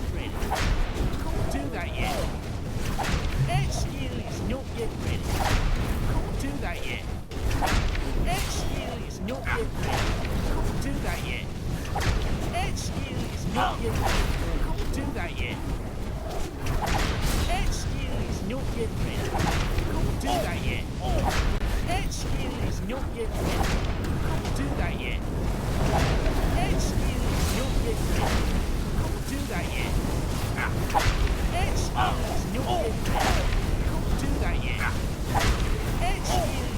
yet ready. Can't do that yet. Excuse not yet ready. Can't do that yet. Excuse not yet ready. Can't do that yet. Excuse not yet ready. Can't do that yet. Excuse not yet ready. Can't do that yet. Excuse not yet ready. Can't do that yet. Excuse Why is that boss can't do that yet. always trying to attack me? Excuse not yet ready. That boss with the big scythe. Excuse not yet ready. Because are they not surrounded by so many summons? Do that yet. That boss is so focused with attacking just me.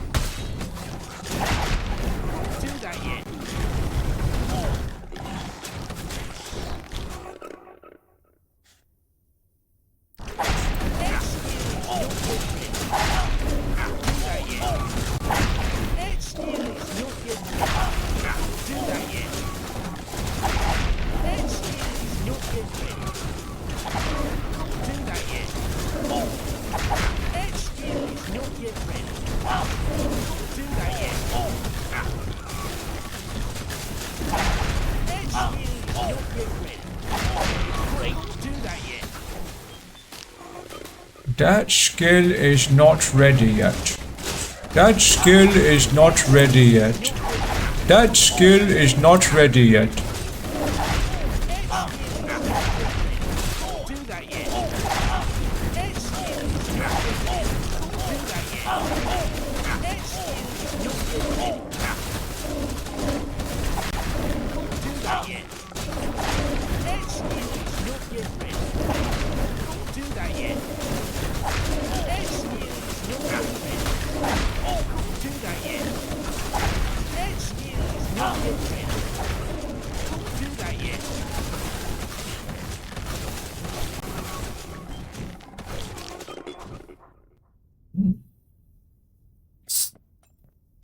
That was relatively easy to survive.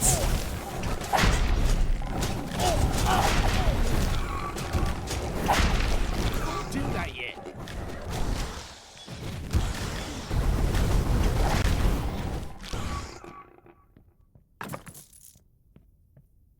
That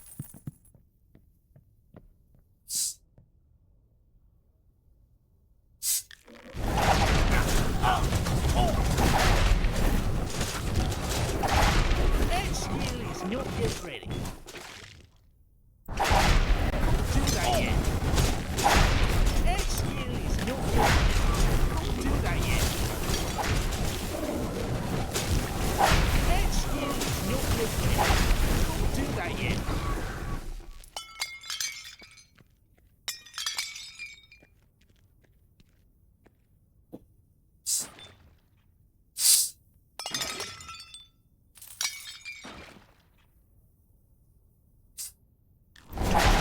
skill is not yet ready. Do that yet. That skill is not yet ready. If I wanted to discuss more ways I would improve this Heroes of Hammerwatch 2 game experience for me.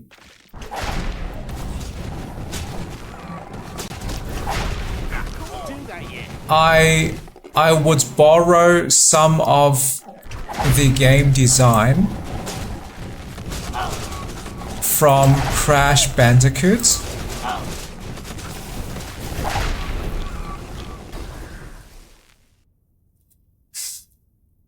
And one of those game designs would be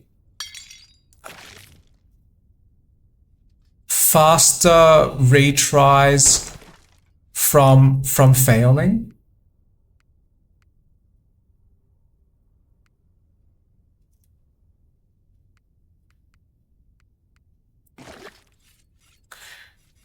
So what I mean is,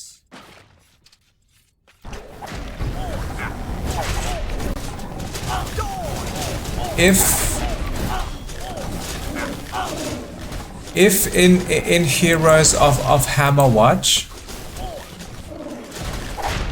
I die and I must return to the village, I want the option to return to my previous dungeon playthrough, exactly where I died.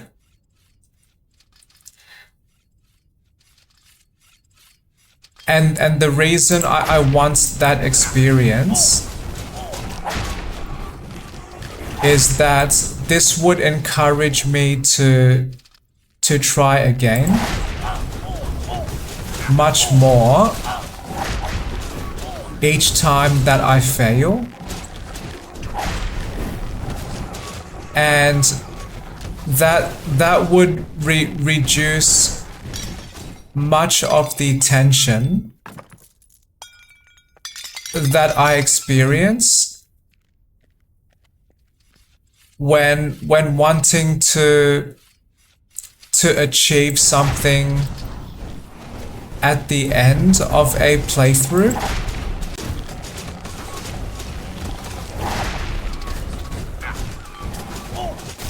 So one critique that I have about this game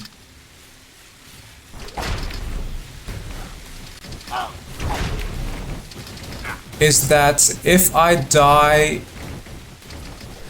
during any of these playthroughs, if I wanted to achieve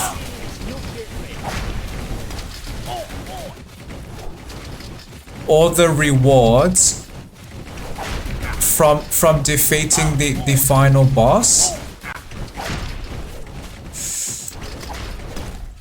if I die before that end of that playthrough, then I must consume much time, at least 2 hours, to return to where I failed.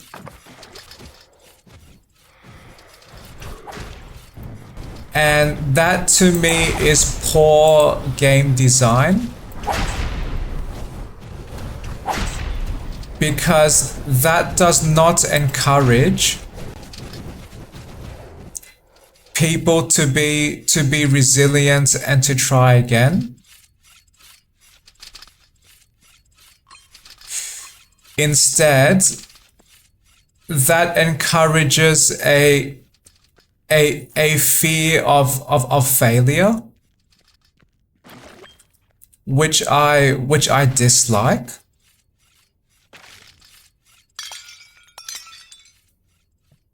And my belief is games should give us a safe space to engage with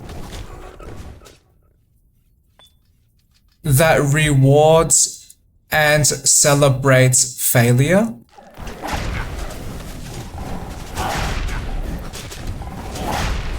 So instead of failure being perceived as a waste of time, failure should give us opportunities to decide how to learn, how to grow. And because people often want to succeed,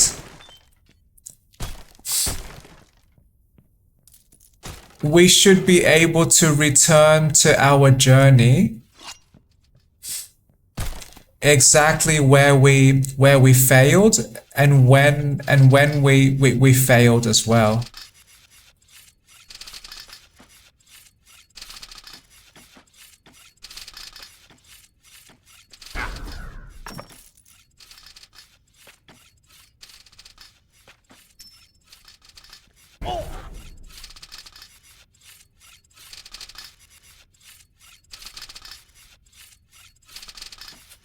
Or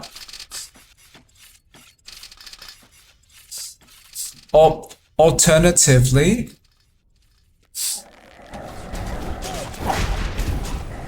there are more creative ways to remove that fear of failure.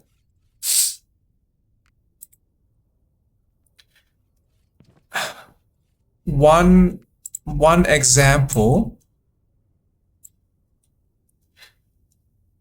that feature in this hero's game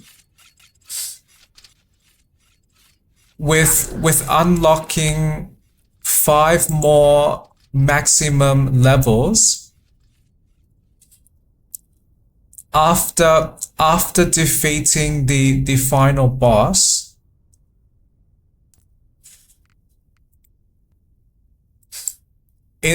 Instead of instead of only being unlockable at the end of a very time-consuming playthrough,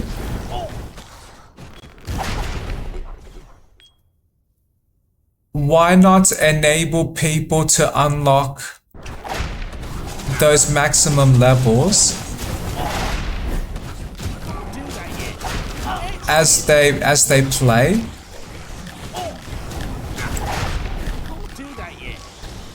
So as a very simple example, maybe after I complete one level,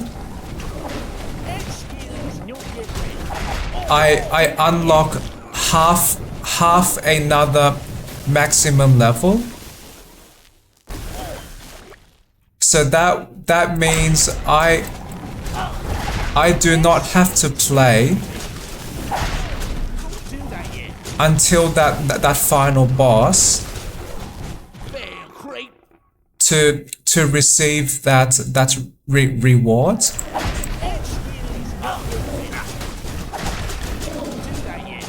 And this game already has a similar system.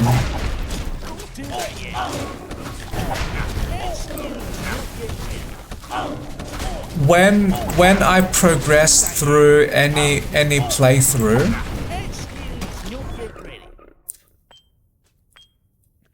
any experience,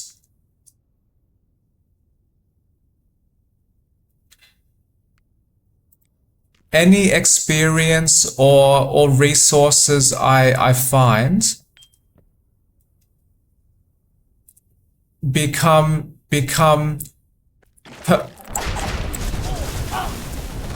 permanently received.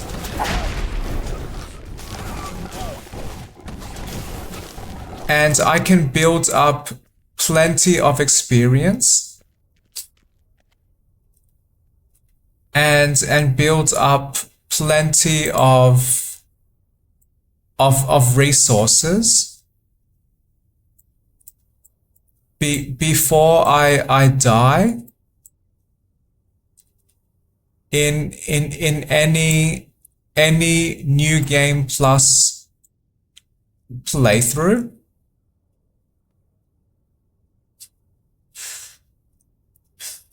And now that I am talking about this, why is there a limit to our maximum levels? That does not seem to improve my experience with this game.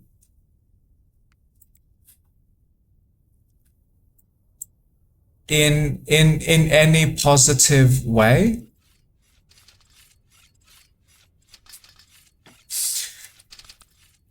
I would like my character to have unlimited growth,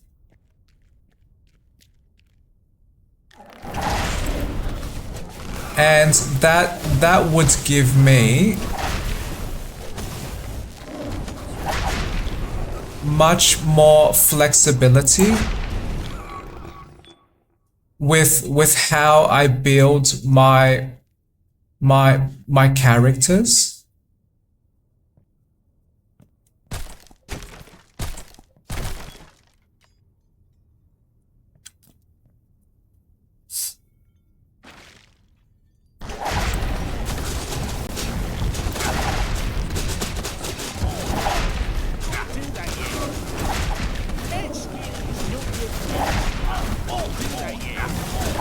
Because if I can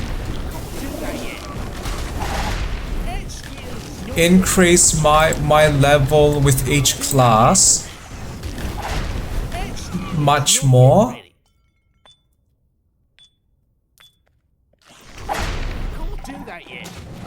that means I can I can further customize how I assign their attributes and skill points. Can't do that yet. But as I mentioned earlier,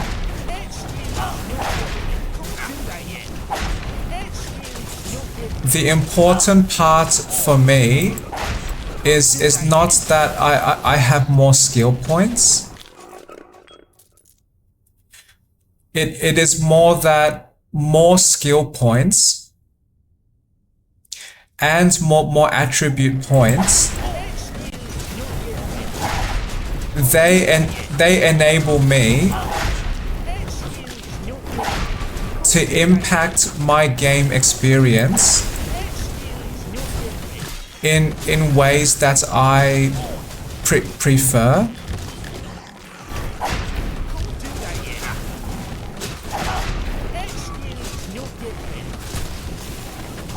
So, for example, with much more attribute points, I can increase the number of hits I can take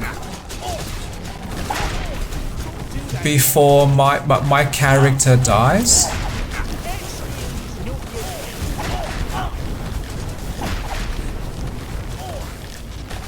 Similarly,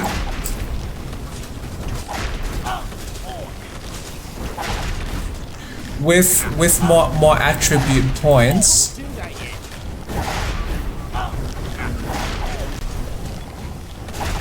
I can increase how much damage I can deliver, or I can increase the rate of damage that I deliver, so I can defeat enemies faster and reduce my risk of dying from persistent enemy attacks.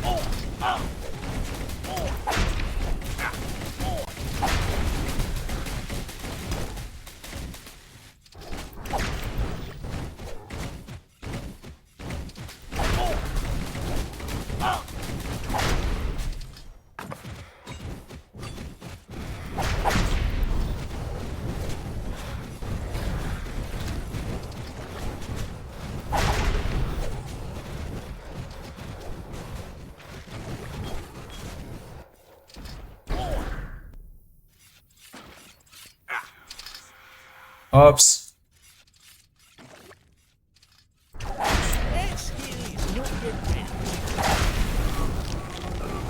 I was a little impatient, so I ran through that shadow curse trap.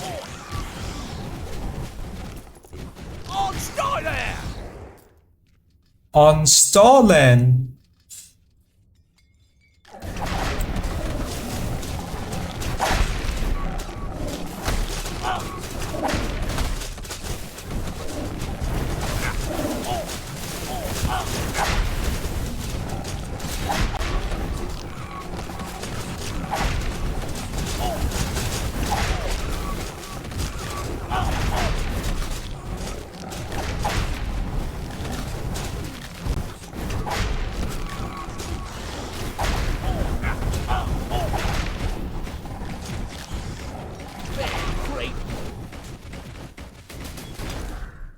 Was that a green undead magician? That looked interesting.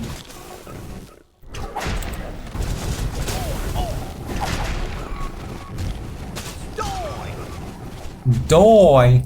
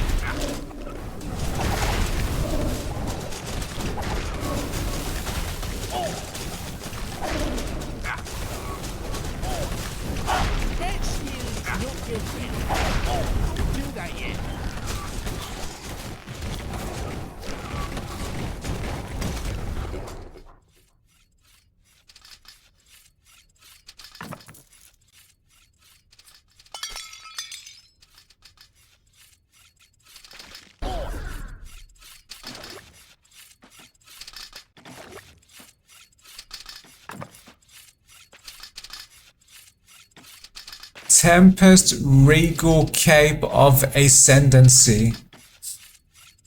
That is a very complex name.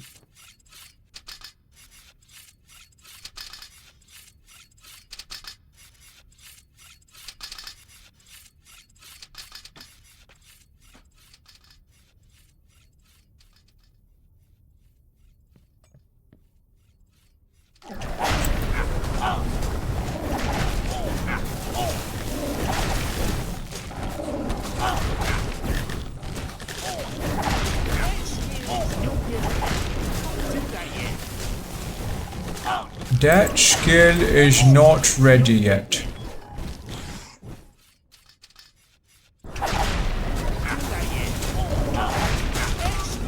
Why are these enemies red?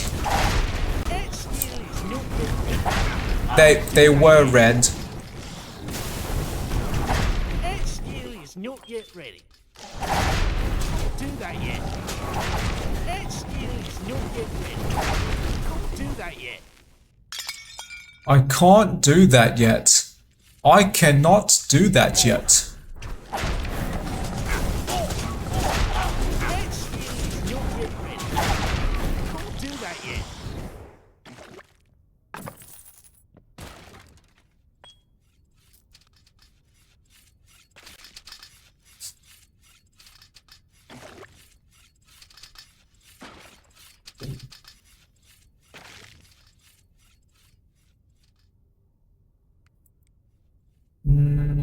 Where do I want to go? I missed one pile of gold.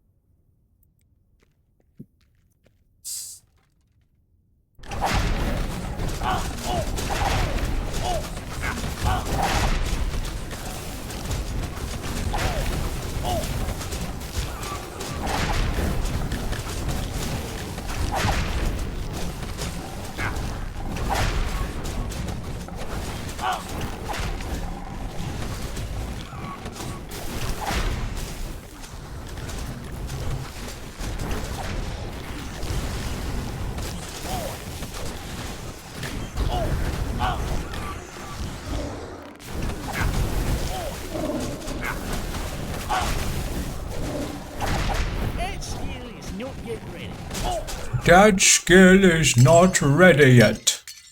I sound wonky British.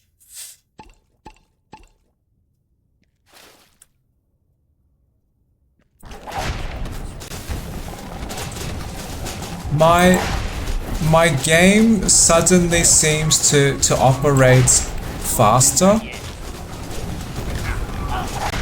I do not know why.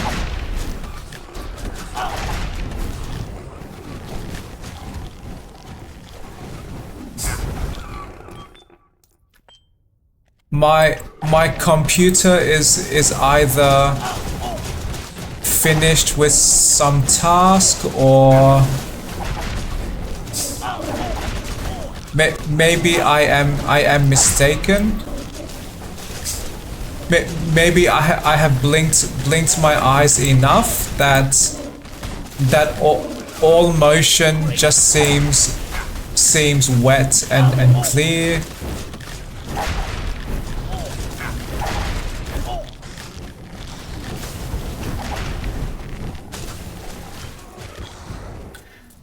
But to clarify that comment, have people ever experienced when your eyes might be too dry?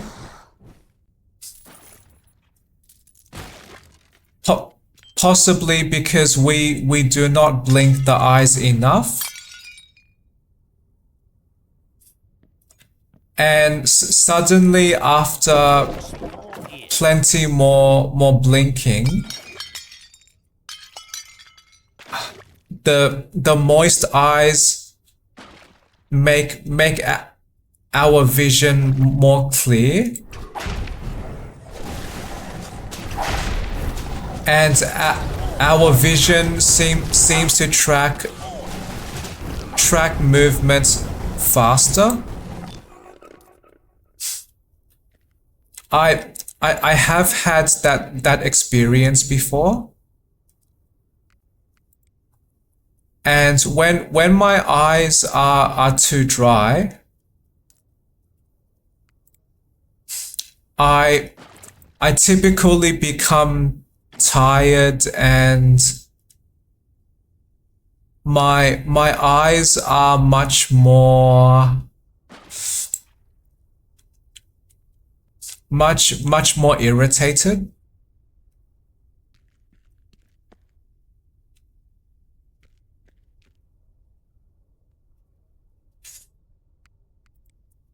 There is a pile of gold here that I now picked up.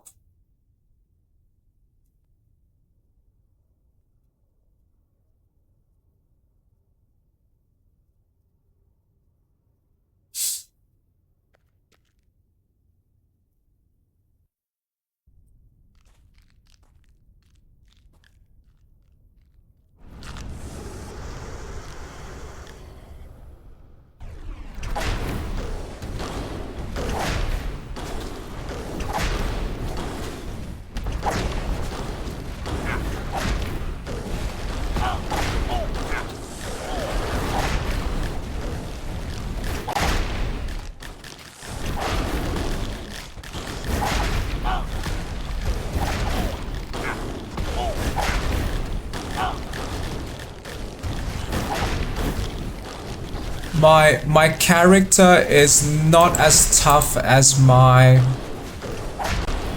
paladin, but I can run around to try and stay safe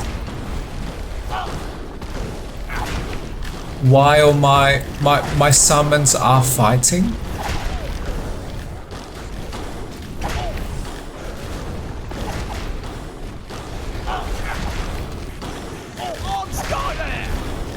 On stolen.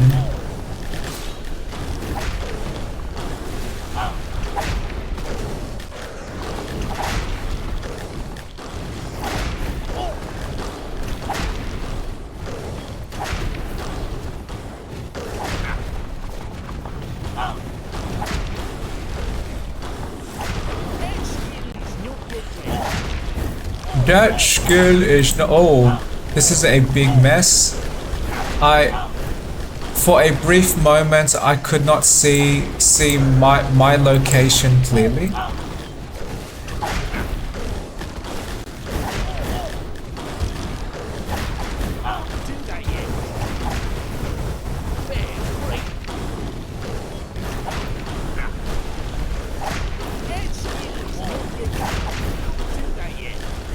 That skill is not ready yet.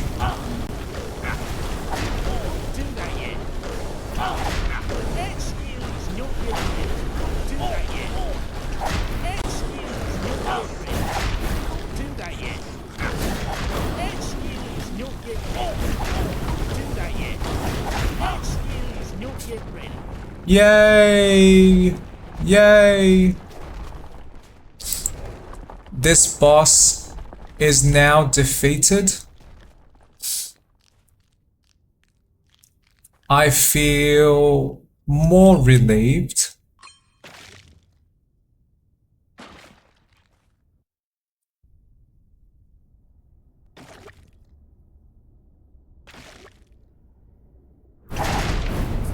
So now, final level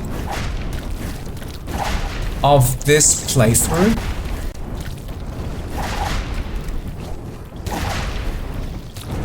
And I am still just whipping these enemies.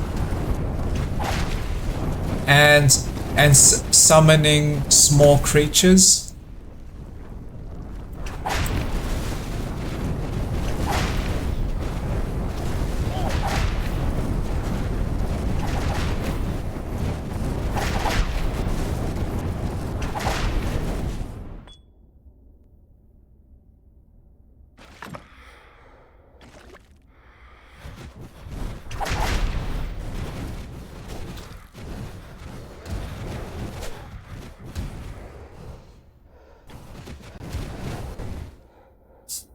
Yay!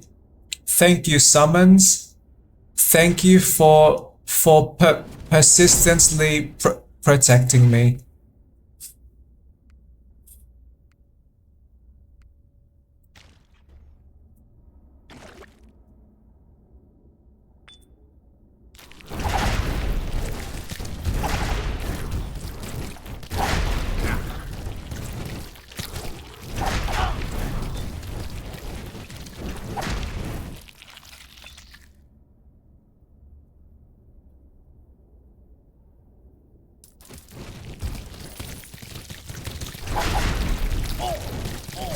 Oh, I am surrounded. I am stuck. I am now unstuck. Thank you, summons.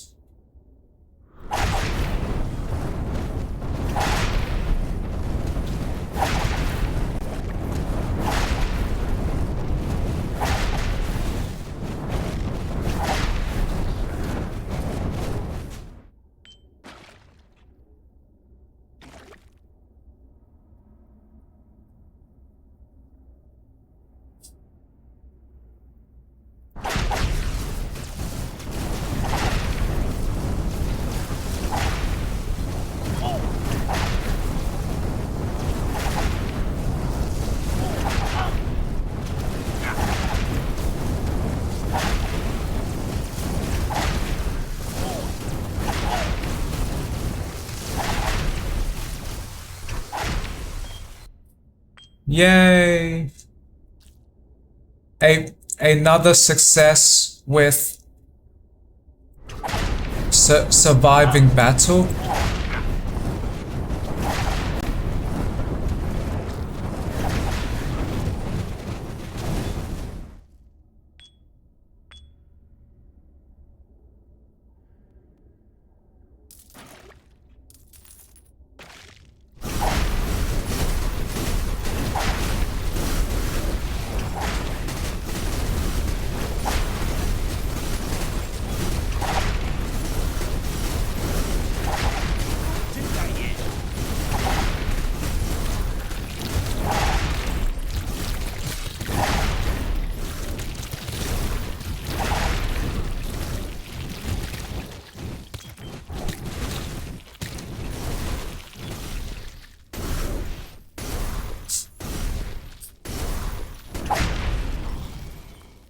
This almost reminds me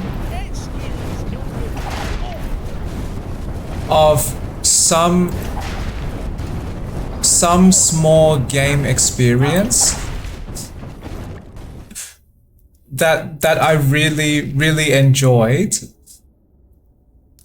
from a very old game.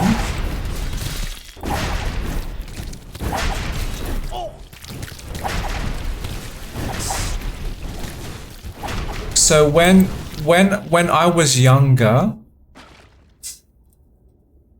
I consumed many hours playing this old game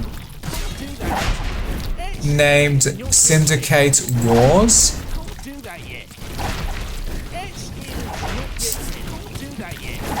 And for people not familiar, that game experience is divided into multiple levels, and each level is a space of play that gives us one simple objective or a series of few simple objectives, and the goal was to complete those objectives in a small simulated city space. And one of the tools that game gives me is named Persuadatron, which is probably a mix of the words persuasion and electronics. So Persuadatron, when I equip to one of my agents, it brainwashes any nearby civilians to follow that agent. And the fun part about that feature is that I could persuade tens of people to follow my one agent. So they create this big crowd of people around my agent that could protect that agent from some gunshots. And I could equip those persuaded people with guns as well.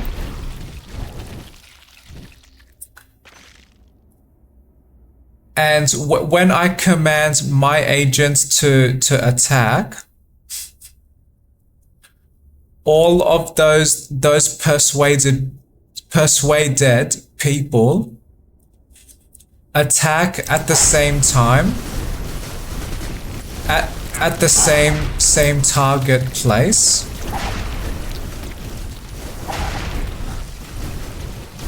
So that was another way I experienced my own small army.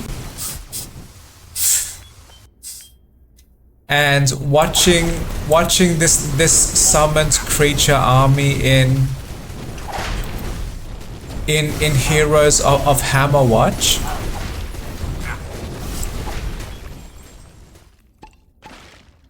vaguely reminds me of that Syndicate Wars experience.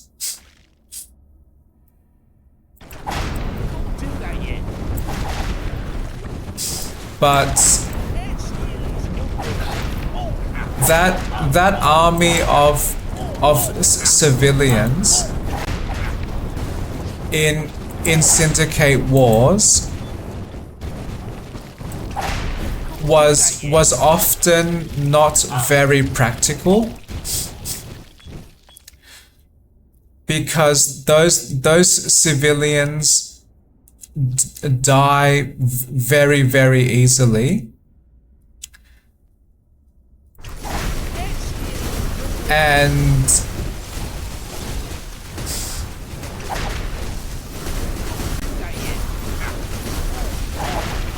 to give those civilians guns, I must have killed many enemies first and commanded my civilians to pick up those guns from the dead enemies.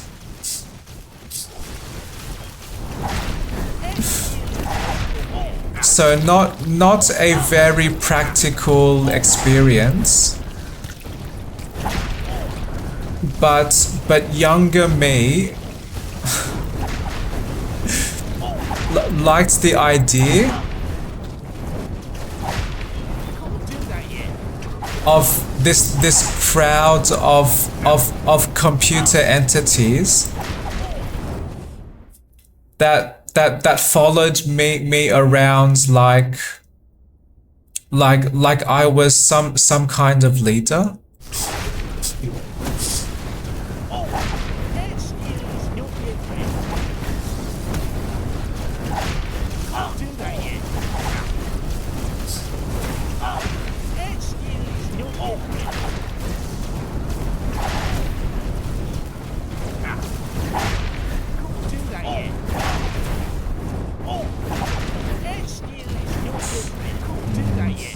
So that there was a time when I enjoyed playing that Syndicate Wars game.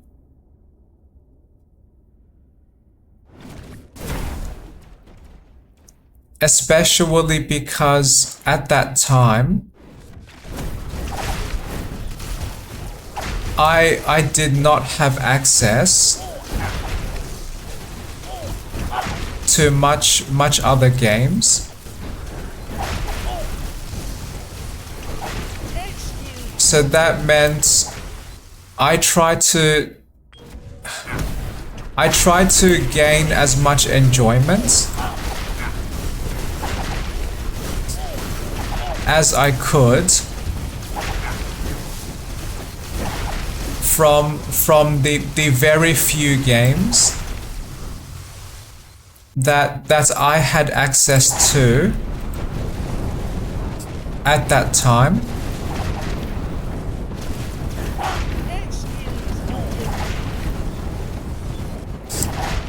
If I asked myself,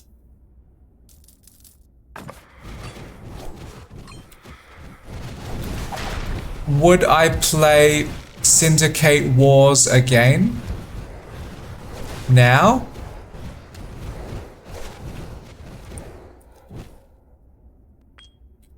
No is my easy answer.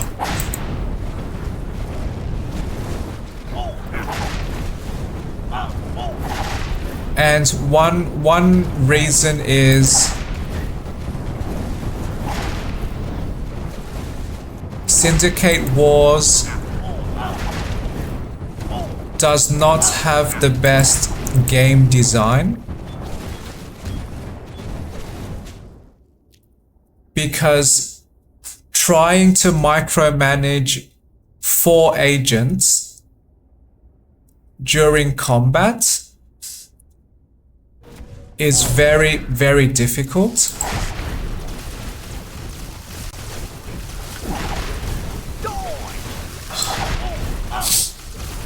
And secondly,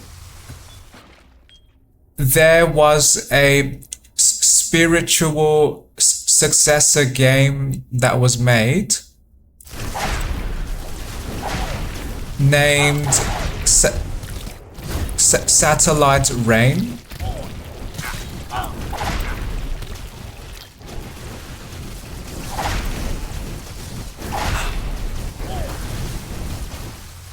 But even Satellite Reign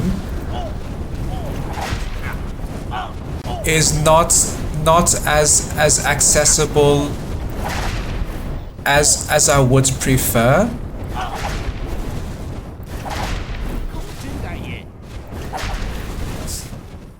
Because that same problem is still there. I struggled to micromanage four agents.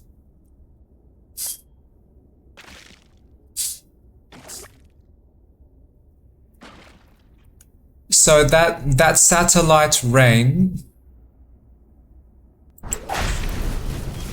did not improve the game design in areas that I would have liked.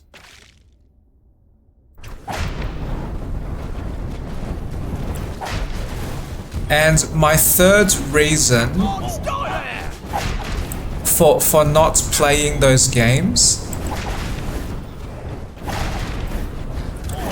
is that I believe Heroes of Hammerwatch 2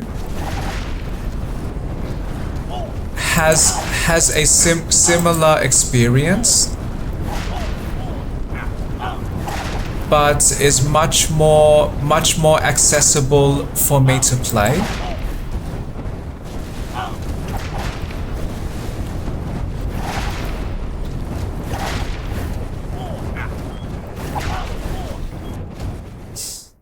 So the way I would engage in Syndicate Wars or in Satellite Reign is very similar to this Heroes game.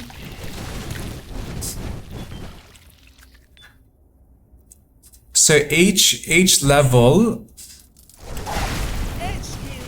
is a small space I can progress through. And what often happens is that I am progressing through that space to complete some goal or some objective while fighting many enemies in my path.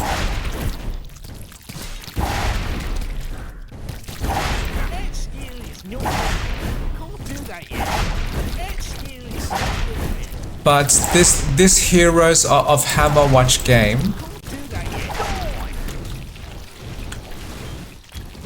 gives me a much more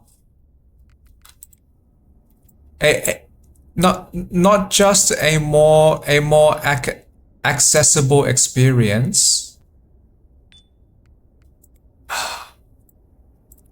but a much more focused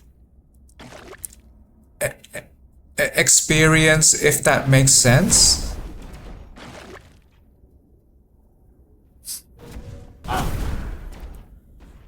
Because Heroes of Hammerwatch 2 does not waste my time with story and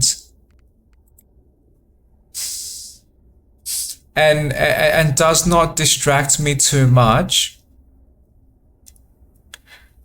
with a very complex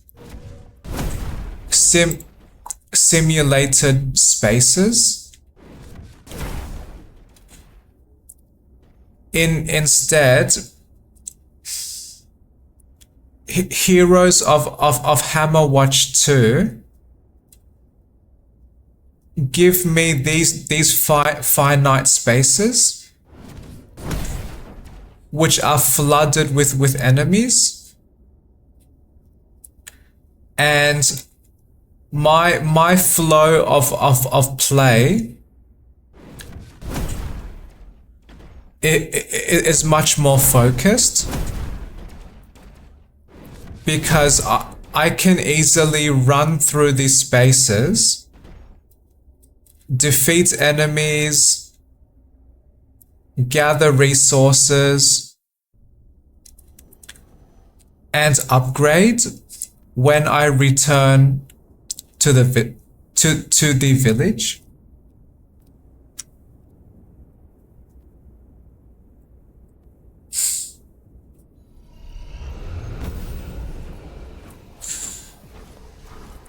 This may not seem obvious, But between the time of my upload of my previous heroes of Hammerwatch 2 and now I have played more of this game.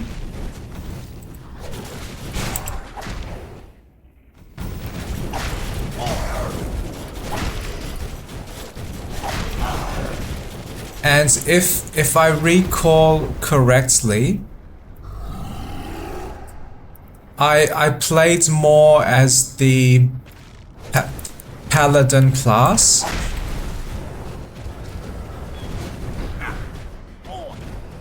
And I was able to extend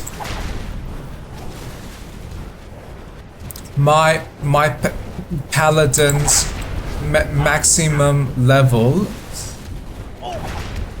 to 40, I believe.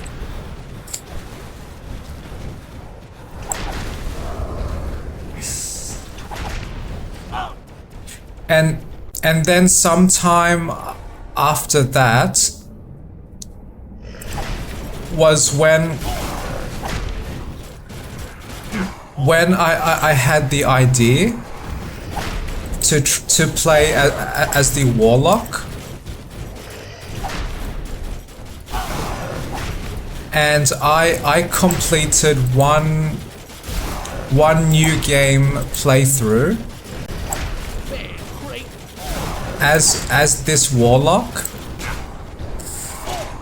and I enjoyed that.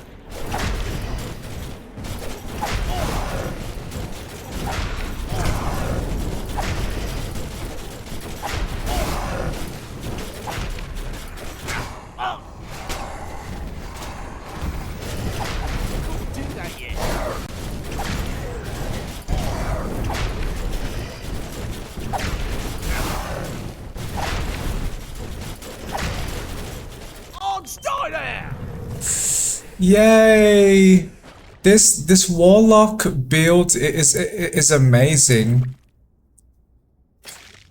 The damage is almost as fast as my wizard. I enjoy this. 1 vitality, yes please. 1 vitality, yes please. 1 intelligence, very yes please. Yay! That was rewarding.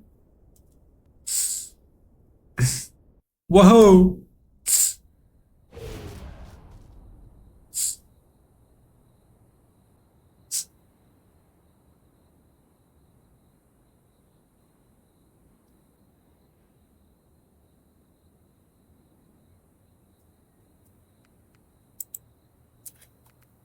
And now my warlock can progress to level 40. So I will finish this recording very soon. I primarily wanted to record this to show my journey through this game. And I am always discovering new ways to play that suit my preferences.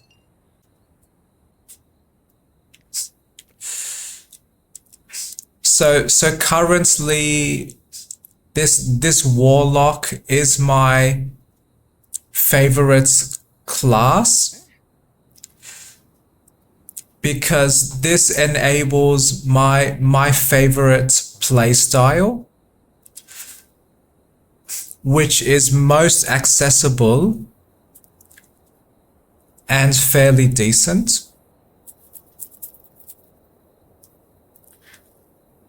I do not know if I want to record more videos of me playing this game, but I believe I will continue to play this game after this recording has finished. So this has been another play and talk through this game. And thank you for listening.